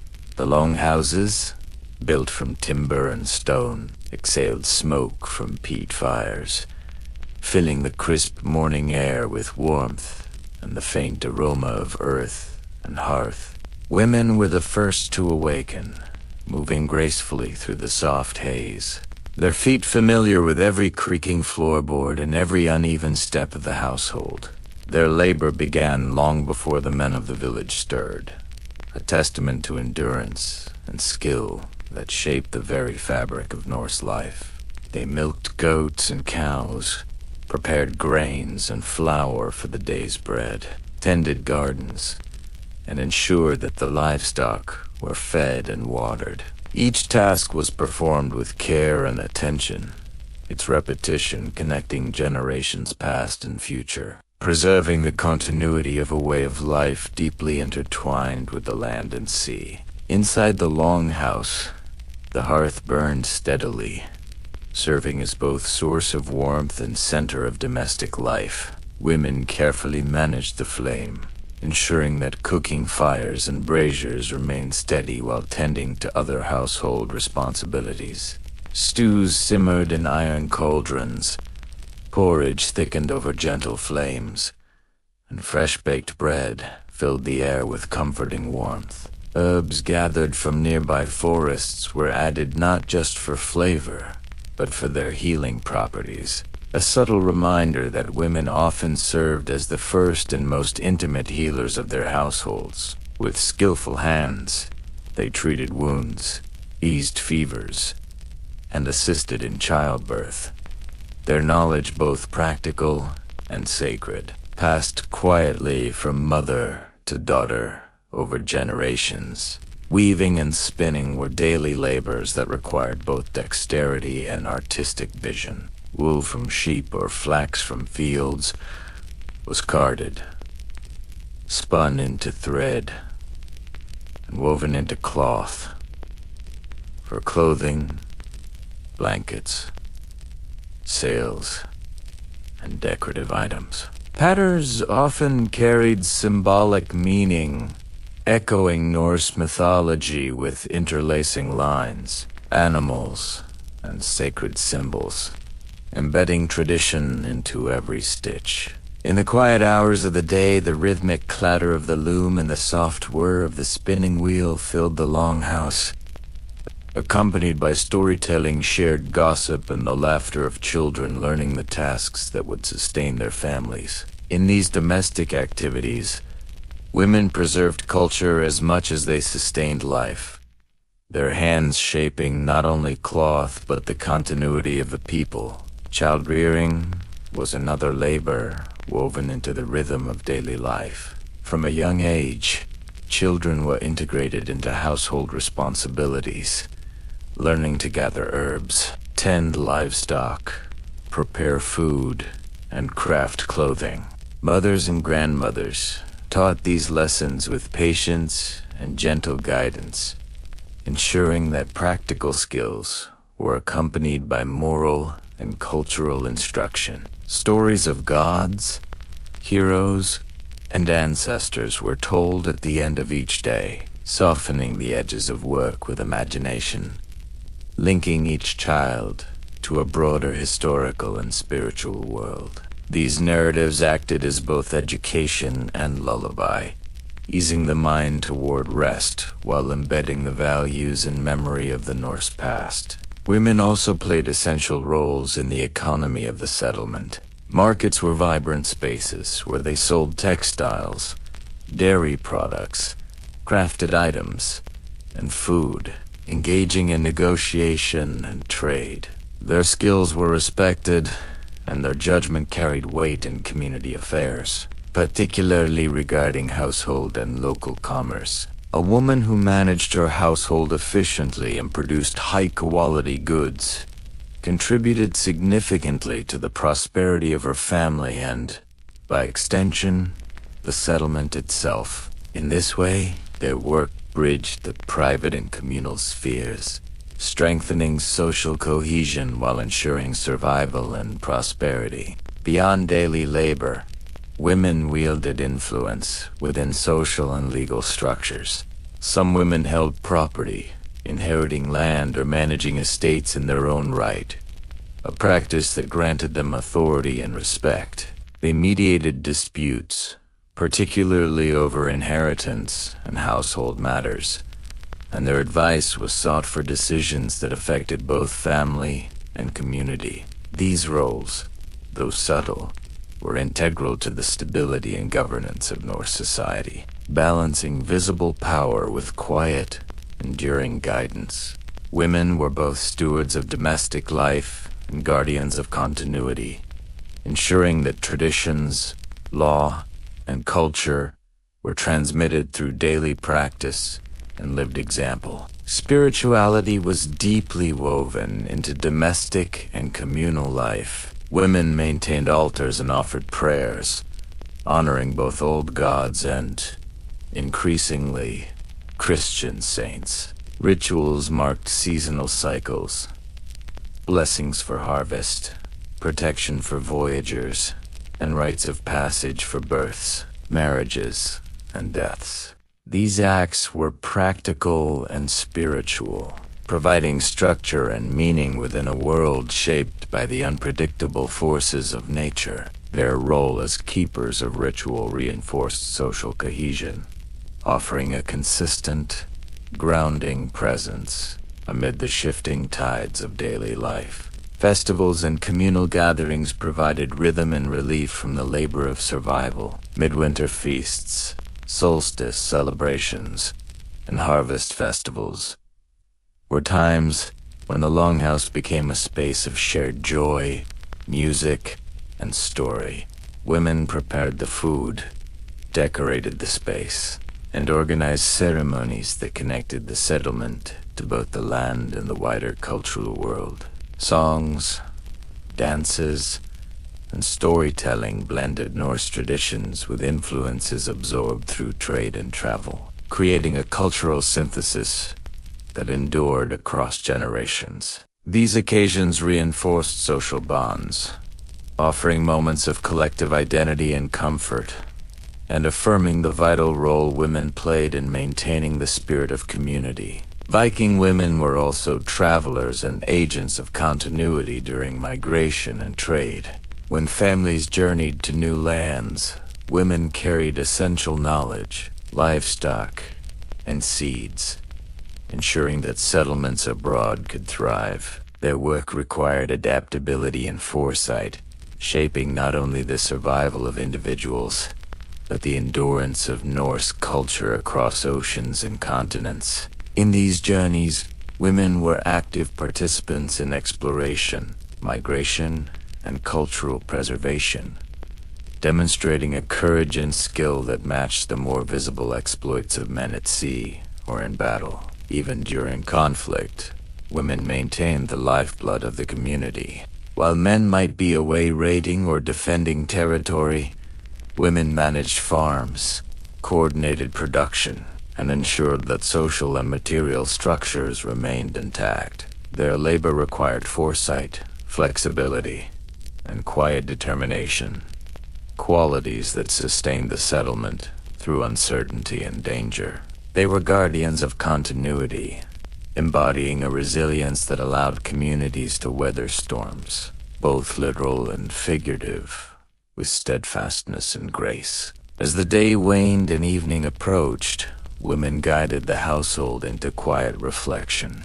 Fires were tended, doors secured, and livestock settled for the night.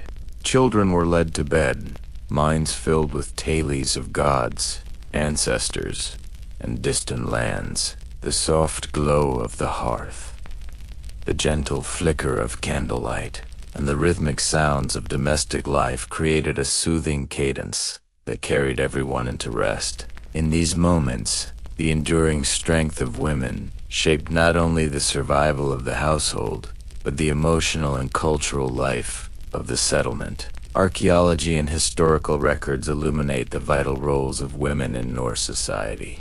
Household tools, jewelry, and inscriptions reveal the complexity and significance of their work. Women managed both material and cultural life, ensuring that traditions endured, that economic activities flourished, and that social bonds remained strong. Their presence was both constant and transformative, embedding stability and continuity in the very architecture and rhythm of Viking settlements.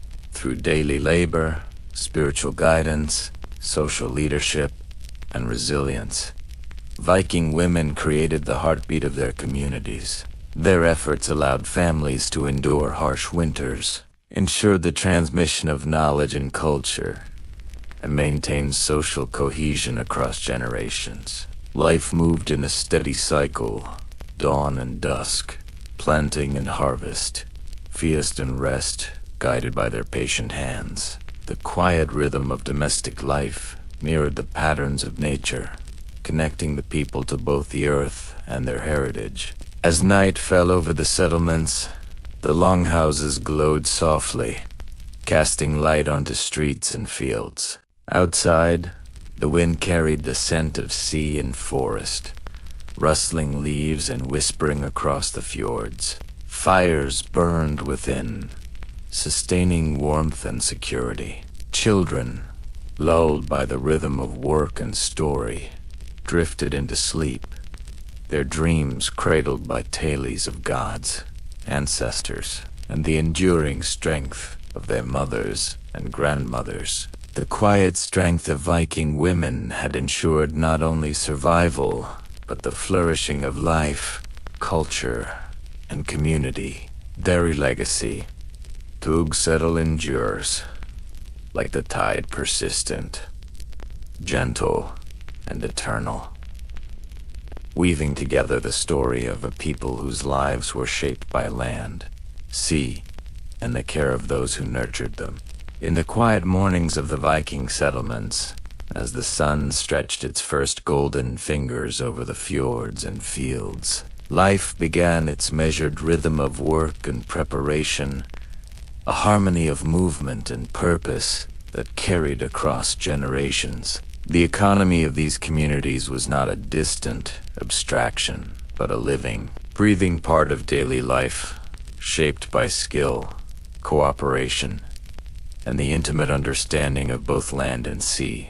Craftsmen and traders moved quietly through longhouses and along cobbled paths, their hands busy, their eyes attentive, their presence a steady hum in the pulse of the settlement. Every action, whether shaping iron, spinning wool, or tending flocks, contributed to a network of interdependence that was essential for survival and prosperity. Craftsmanship was central to the Viking economy, blending necessity with artistry in a way that reflected both practical knowledge and cultural identity.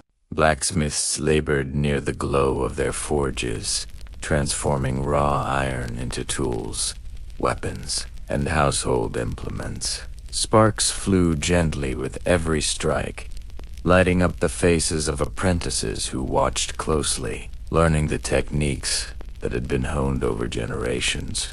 Blades were shaped not only for utility but for balance and resilience. Axes and knives designed to endure the challenges of the northern landscape. Metalwork extended to ornamental objects as well.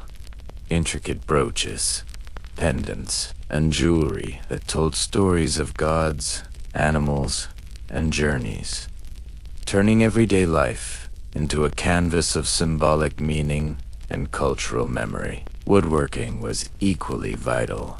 Carpenters and boatwrights carved planks and beams for longhouses, fences, and ships, often following methods that had been refined over centuries. The curvature of a hull, the joinery of a door, and the careful smoothing of beams demanded patience and skill, ensuring that every structure could withstand both time and weather. Tools were maintained meticulously, every chisel and plane sharpened, every nail or rivet shaped to fit precisely, reflecting a culture where precision and durability were as highly valued as speed or efficiency. The result was a community in which craft permeated every aspect of daily life, from the longhouses to the docks where ships would glide silently over the waves. Textiles also formed a cornerstone of Viking life and economy. Wool and flax were spun, dyed, and woven into cloth, with careful attention to both function and design. Patterns were symbolic, carrying echoes of Norse mythology and tradition, interwoven with practicality to provide warmth and durability. Women and men alike contributed to this labor, spinning and weaving in communal spaces where conversation and storytelling flowed alongside the motion of the loom. Cloth became more than a material necessity. It was a medium through which cultural identity and familial pride were expressed, a testament to the intimate connection between labor and meaning in the settlement. Trade was both local and foreign, linking settlements across fjords, rivers, and seas. Markets bustled with activity as goods changed hands in careful negotiation, a rhythm of commerce punctuated by gestures, words, and agreements that maintained trust and order. Fish, salt, grains, and livestock were exchanged for tools, cloth, and luxury items brought from distant lands. Silver, the primary currency in many regions, circulated like quiet energy, connecting the settlement to networks that span Scandinavia and beyond. The careful management of resources ensured not only survival but prosperity, allowing settlements to expand and adapt even in the face of harsh weather or shifting political landscapes. Rivers and fjords served as vital arteries for trade, carrying goods in longboats and smaller vessels designed for shallow waters and open seas alike. Sailors and rowers moved with steady precision, guided by knowledge of tides, currents, and wind patterns passed down through observation and oral instruction. Each voyage required planning and foresight. Provisions were calculated carefully, cargoes secured with rope and knotwork, and routes memorized to avoid dangerous shoals or hostile territories. Trade voyages were not only about material gain, but about connection, carrying news, ideas, and cultural practices across distances that would otherwise separate communities. Barter remained an essential component of the economy. The exchange of goods was often as much about relationships as it was about the objects themselves. A farmer might trade salted fish for a bolt of cloth. A craftsman might exchange a finely forged axe for baskets of grain. Trust was embedded in each transaction, reinforced by reputation and repeated interaction. These exchanges ensured that the wealth of the settlement was distributed and circulated, sustaining both individual households and the broader community in a delicate balance of cooperation and skill. Food production was central to economic stability. Farmers carefully rotated fields, managed livestock, and stored provisions for the long winter months. Peat was harvested and dried for fuel. Grains were milled into flour, and salt was produced for preservation. Women played a key role in processing and preparing food, ensuring that families were nourished and surplus products were available for trade. This labor, though quiet and often unseen, was critical to the well-being of the settlement and to the broader economic system that linked local production with distant trade networks. Specialized crafts further enriched the economy. Leatherworkers produced clothing, footwear, and harnesses. Potters shaped clay into vessels for cooking and storage. Coopers built barrels and casks to store goods for long journeys. Each skill was passed from master to apprentice, ensuring that knowledge remained within the community and that each generation could maintain the standard of quality necessary for survival and trade. Even seemingly minor items, carefully crafted and durable, contributed to the overall stability and prosperity of the settlement. Markets were also centers of social life.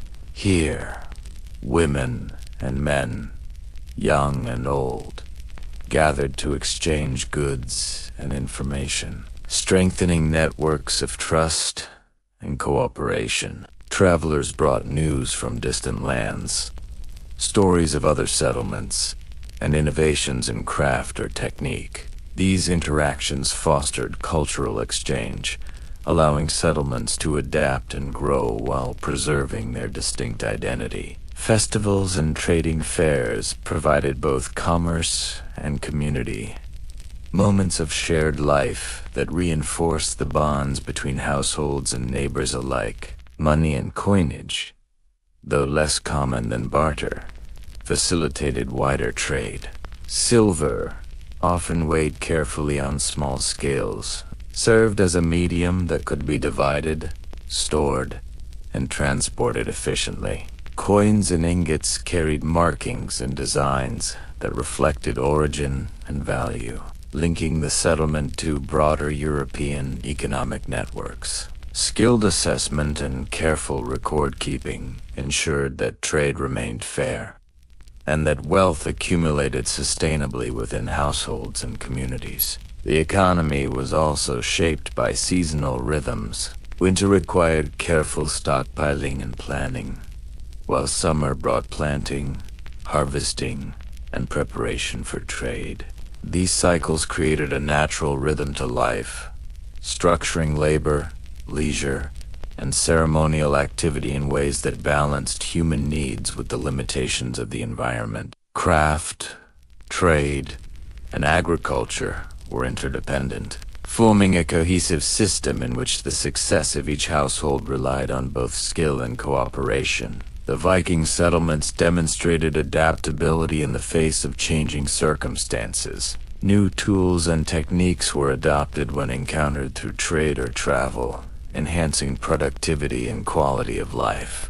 Innovations in shipbuilding allowed for safer transport and expanded trade routes, while advancements in agriculture improved yield and storage. Craftsmen incorporated foreign designs into local artistry, blending functionality with aesthetics, and creating a cultural synthesis that reflected both the North and the wider world. Even as settlements evolved, the economy retained a deeply human aspect. Trust, skill, and care underpinned every transaction.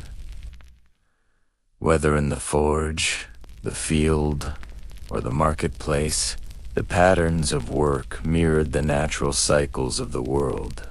Tides, seasons, and weather, creating a rhythm that was at once practical and comforting. This interweaving of labor, culture, and environment gave life a quiet stability, allowing communities to endure and thrive across generations. As night fell, fires burned in longhouses, illuminating the faces of those who had labored through the day. Tools rested, livestock settled, and children listened to stories by the hearth. The sounds of the sea and wind mingled with the crackle of fire and the low hum of conversation.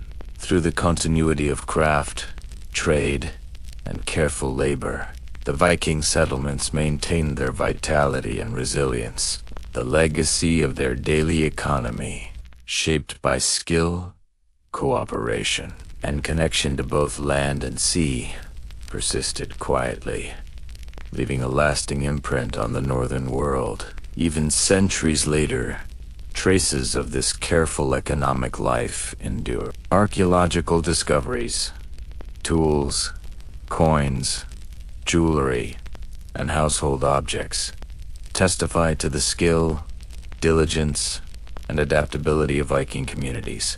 Markets, trade routes, and craft traditions laid foundations that would influence generations to come. The quiet dedication of countless hands, weaving, forging, trading, and managing resources, ensured that the Viking world was both practical and enduring, a testament to human ingenuity and resilience. Through the steady rhythm of labor, trade, and craft, the Viking settlements created more than mere survival. They fostered prosperity, cultural richness, and social cohesion.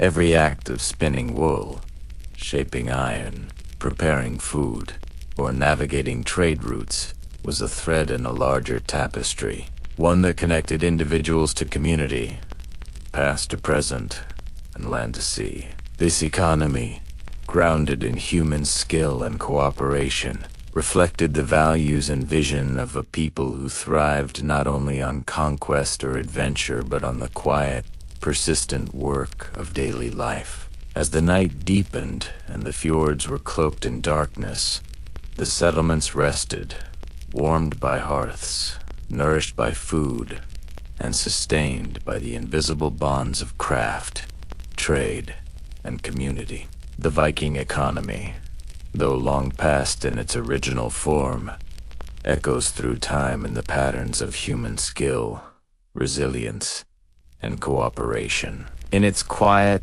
steady rhythm, it continues to whisper the story of a people who understood that the endurance of a community depended as much on care, craft, and commerce as it did on courage, exploration, or strength.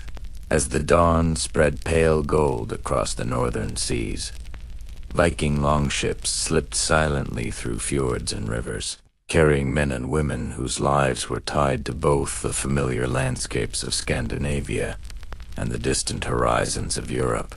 These voyages were not merely adventures of conquest. They were journeys of connection, of commerce, and of cultural exchange, weaving threads between the northern lands and faraway communities. Each sail raised, each oar dipped, brought knowledge, goods, and stories that would ripple across kingdoms, shaping settlements, influencing trade, and leaving a quiet but enduring imprint on the history of Europe. Along the rivers of Russia, the currents carried Norse merchants and warriors southward toward the Byzantine Empire, where Constantinople's golden spires shimmered in the sunlight, and markets overflowed with silk, spices, and coins. Here, the Varangians, as the Vikings were known in these lands, served both as traders and guards, blending practical skill with diplomacy, linking the vast northern reaches with one of the richest cities of the era. Settlements along these rivers grew, sometimes temporary and sometimes permanent, and in them the Norse left traces of language, law, and culture that would survive long after the original voyagers had returned home. The economy of these distant lands relied in part on the precision and reliability of the Norse traders, whose ability to navigate rivers and seas allowed goods to move efficiently, connecting Scandinavia, the Baltic, and the Black Sea in a network of commerce and mutual dependence. To the west, the coasts of England, Ireland, and France were transformed by Viking presence. Early raids had evolved into permanent settlements, where Norsemen and locals intermingled, blending customs, law, and language.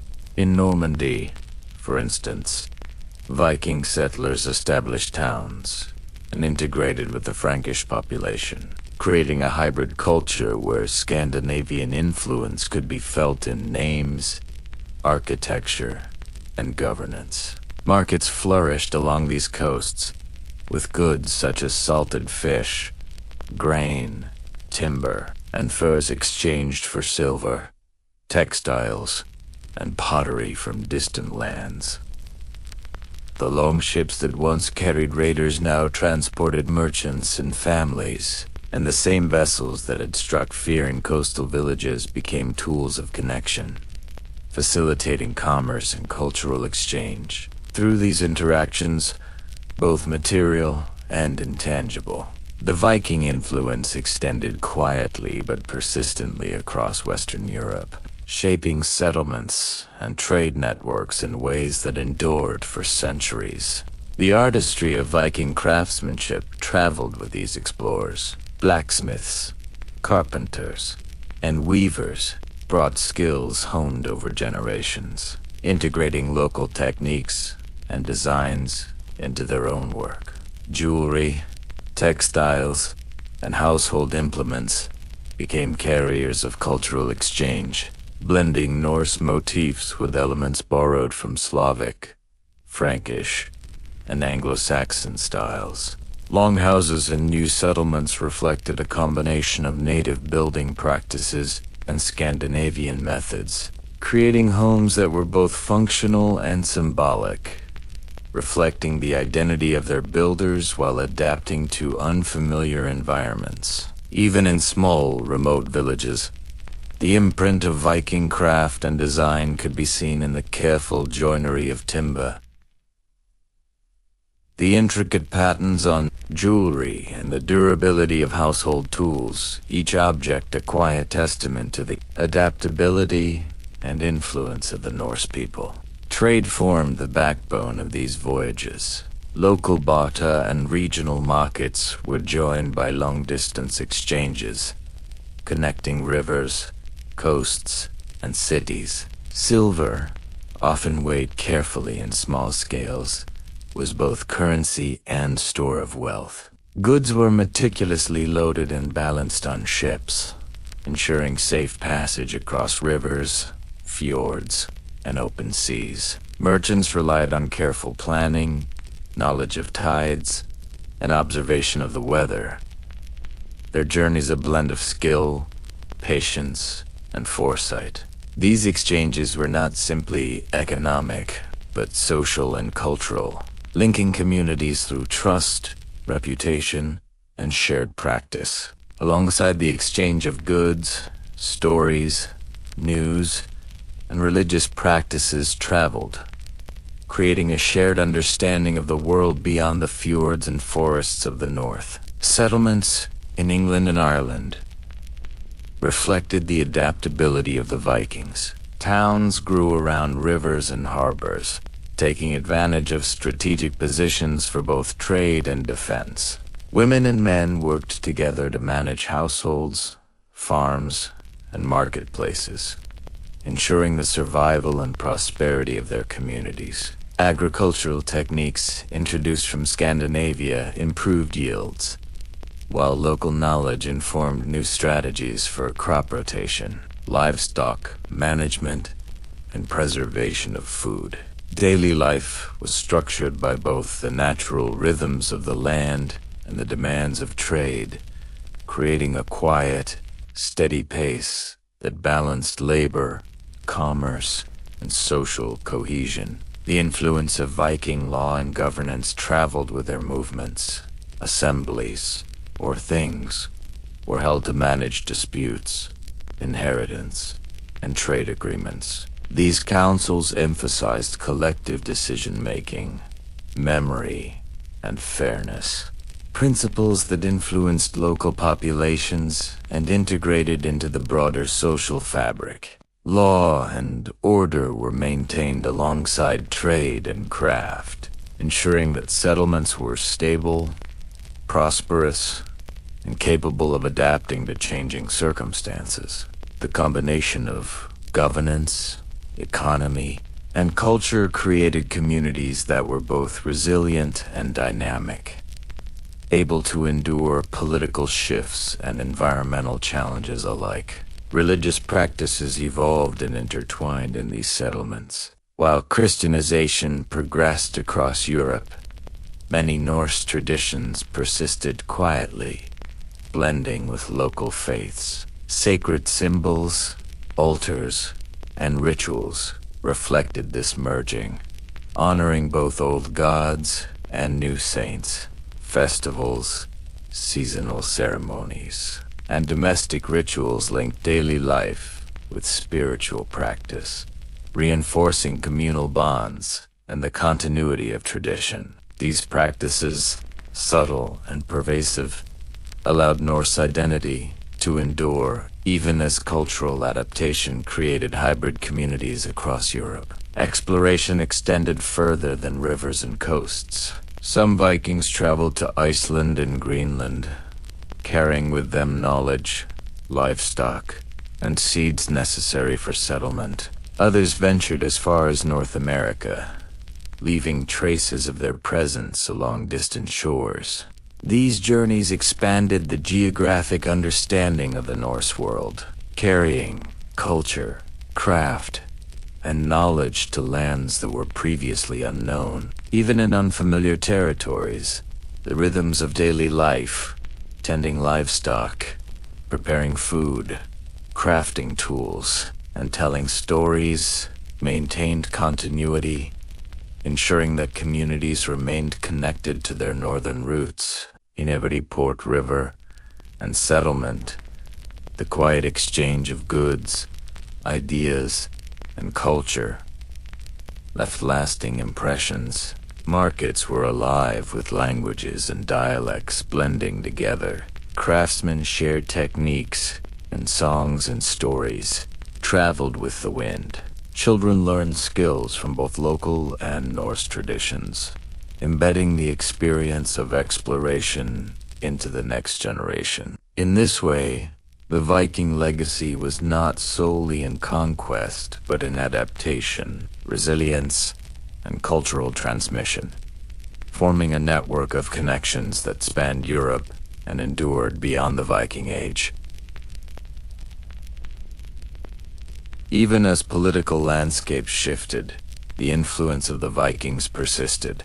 Coastal fortifications, trade hubs, and agricultural practices reflected Scandinavian innovation and pragmatism. Place names bore testimony to settlements and voyages, and cultural practices survived in art, storytelling, and communal ritual.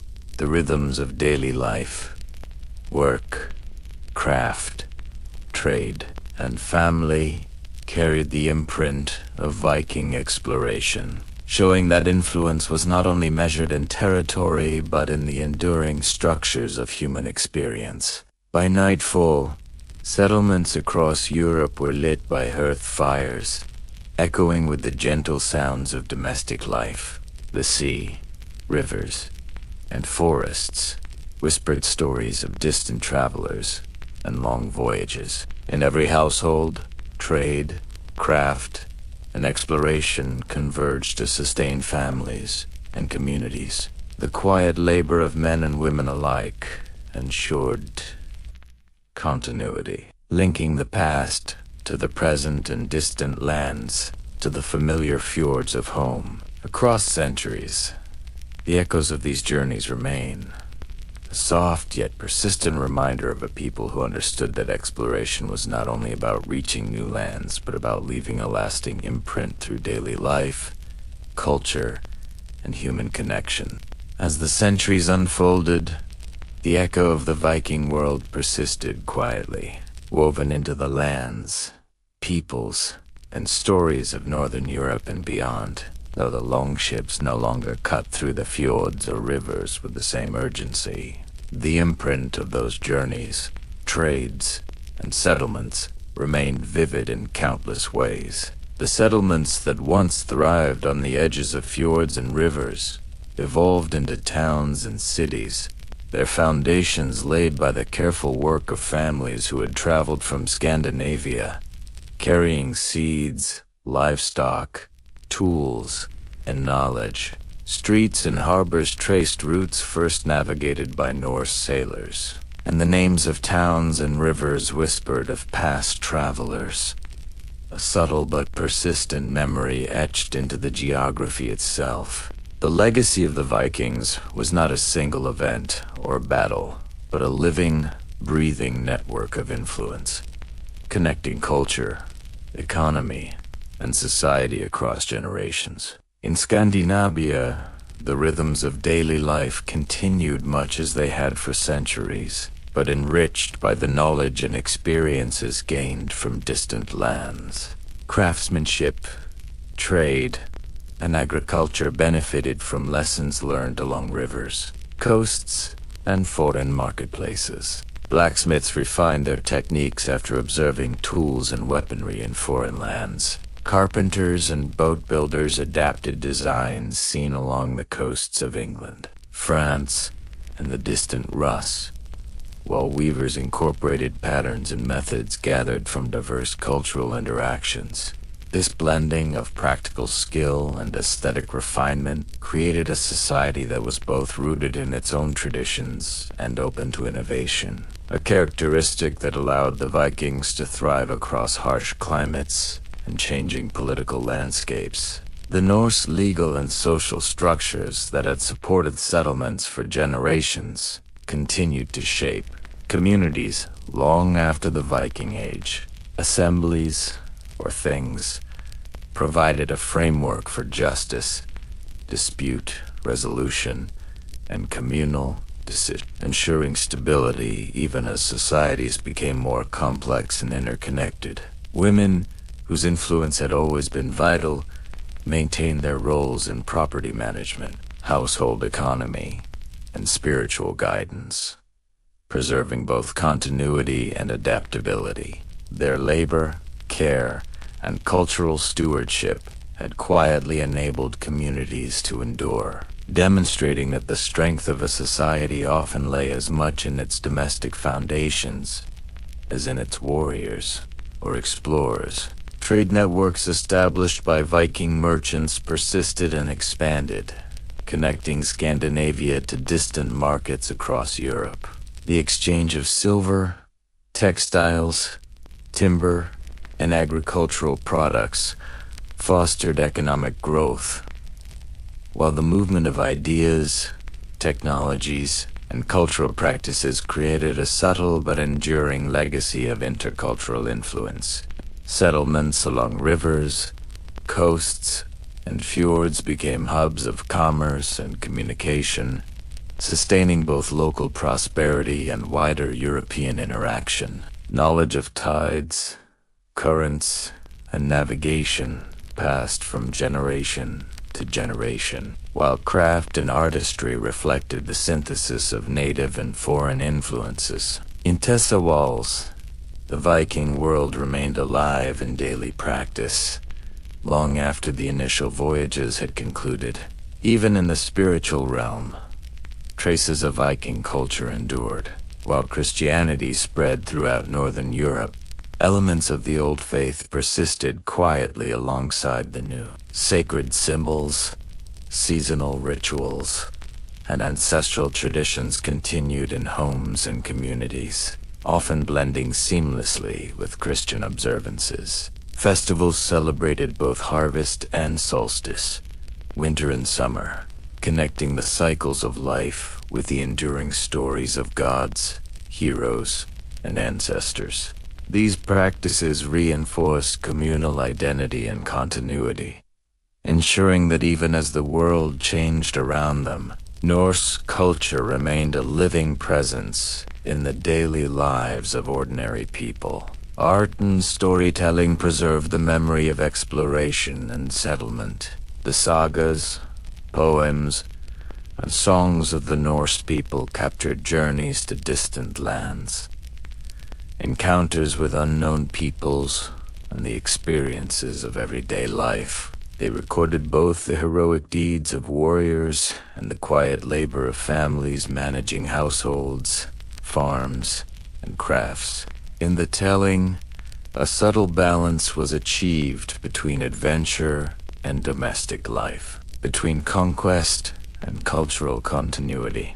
These stories, passed orally and eventually written down, ensured that future generations could understand both the achievements and the rhythms of Viking life, keeping the past alive in memory and imagination. The legacy of exploration was equally tangible.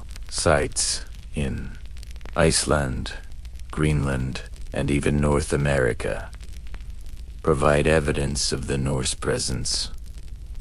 Far from home, illustrating the skill, courage, and adaptability of those who ventured beyond familiar shores. Settlements were carefully planned, combining local knowledge with Scandinavian techniques to ensure survival and continuity. Crops, livestock, tools, and household practices were transported across oceans, enabling communities to thrive in distant, challenging environments. These acts of adaptation demonstrated a subtle intelligence, a blend of observation, resilience, and care that allowed the Vikings to leave enduring marks, even in places where their presence was brief. In the architecture of towns and fortifications, the Viking influence can still be discerned. Harbor towns, market centers, and rural settlements preserved techniques in construction, planning, and defense that were first developed to support longships trade and protection from raids. Timber framing, longhouse layouts, and fortifications reflected both practical considerations and cultural traditions. The careful arrangement of space, whether for living, storage, or defense, echoed the knowledge and experience accumulated over centuries of exploration, trade, and settlement. In this way, the physical environment became a living record of Viking influence, a testimony to both ingenuity and adaptation. Even in modern times, echoes of Viking law, governance, and social practice remain. Principles of fairness, collective decision-making, and property rights, established in the assemblies of early settlements, informed the development of local and regional legal systems, place names, linguistic traces, and cultural symbols persist in many regions of Europe, preserving memory in subtle but enduring ways, in music, art, literature, and ritual. The Norse legacy continues to inspire, reflecting the lasting impact of a culture that valued skill, resilience, adaptability, and connection, both to the natural world and to one another. The enduring human lesson of the Viking Age lies in the combination of courage and care. While their voyages, raids, and exploration captured historical imagination, the quiet rhythms of daily life, tending fields, crafting tools, managing households, trading goods, and preserving culture were equally vital. These patterns ensured continuity, prosperity, and influence long after the sails of longships had disappeared from the horizon. The Vikings demonstrated that true legacy is built not only in grand adventures, but in the persistence of skill, labor, and cultural connection, passed from one generation to the next. As night falls over the fjords, rivers, and coasts once traversed by Norse explorers, the soft sounds of water, wind, and fire echo. The quiet labor and an enduring influence of the Viking people. Settlements glow faintly in memory. Longhouses and marketplaces carrying traces of skill, culture, and adaptation across centuries. The rhythms of work, trade, and family life continue in the imagination, a gentle pulse connecting past and present, sea and land, human endeavor and natural cycles. Even as centuries have passed, the Vikings' legacy remains tangible and persistent, a reminder that the endurance of a culture depends on both extraordinary deeds and the quiet, continuous work of daily life. Through craft, trade, exploration, storytelling, and community, the Vikings left a world shaped not only by their journeys but by their resilience, ingenuity, and care. Their influence, subtle yet pervasive, continues to ripple across history, a testament to the power of connection, adaptation, and cultural memory. In every harbor, every longhouse, every market, and every story, the echoes of the Viking Age remained, quiet but unwavering, offering a bridge across time to the lands and people who once traversed rivers and seas with courage, wisdom, and enduring purpose.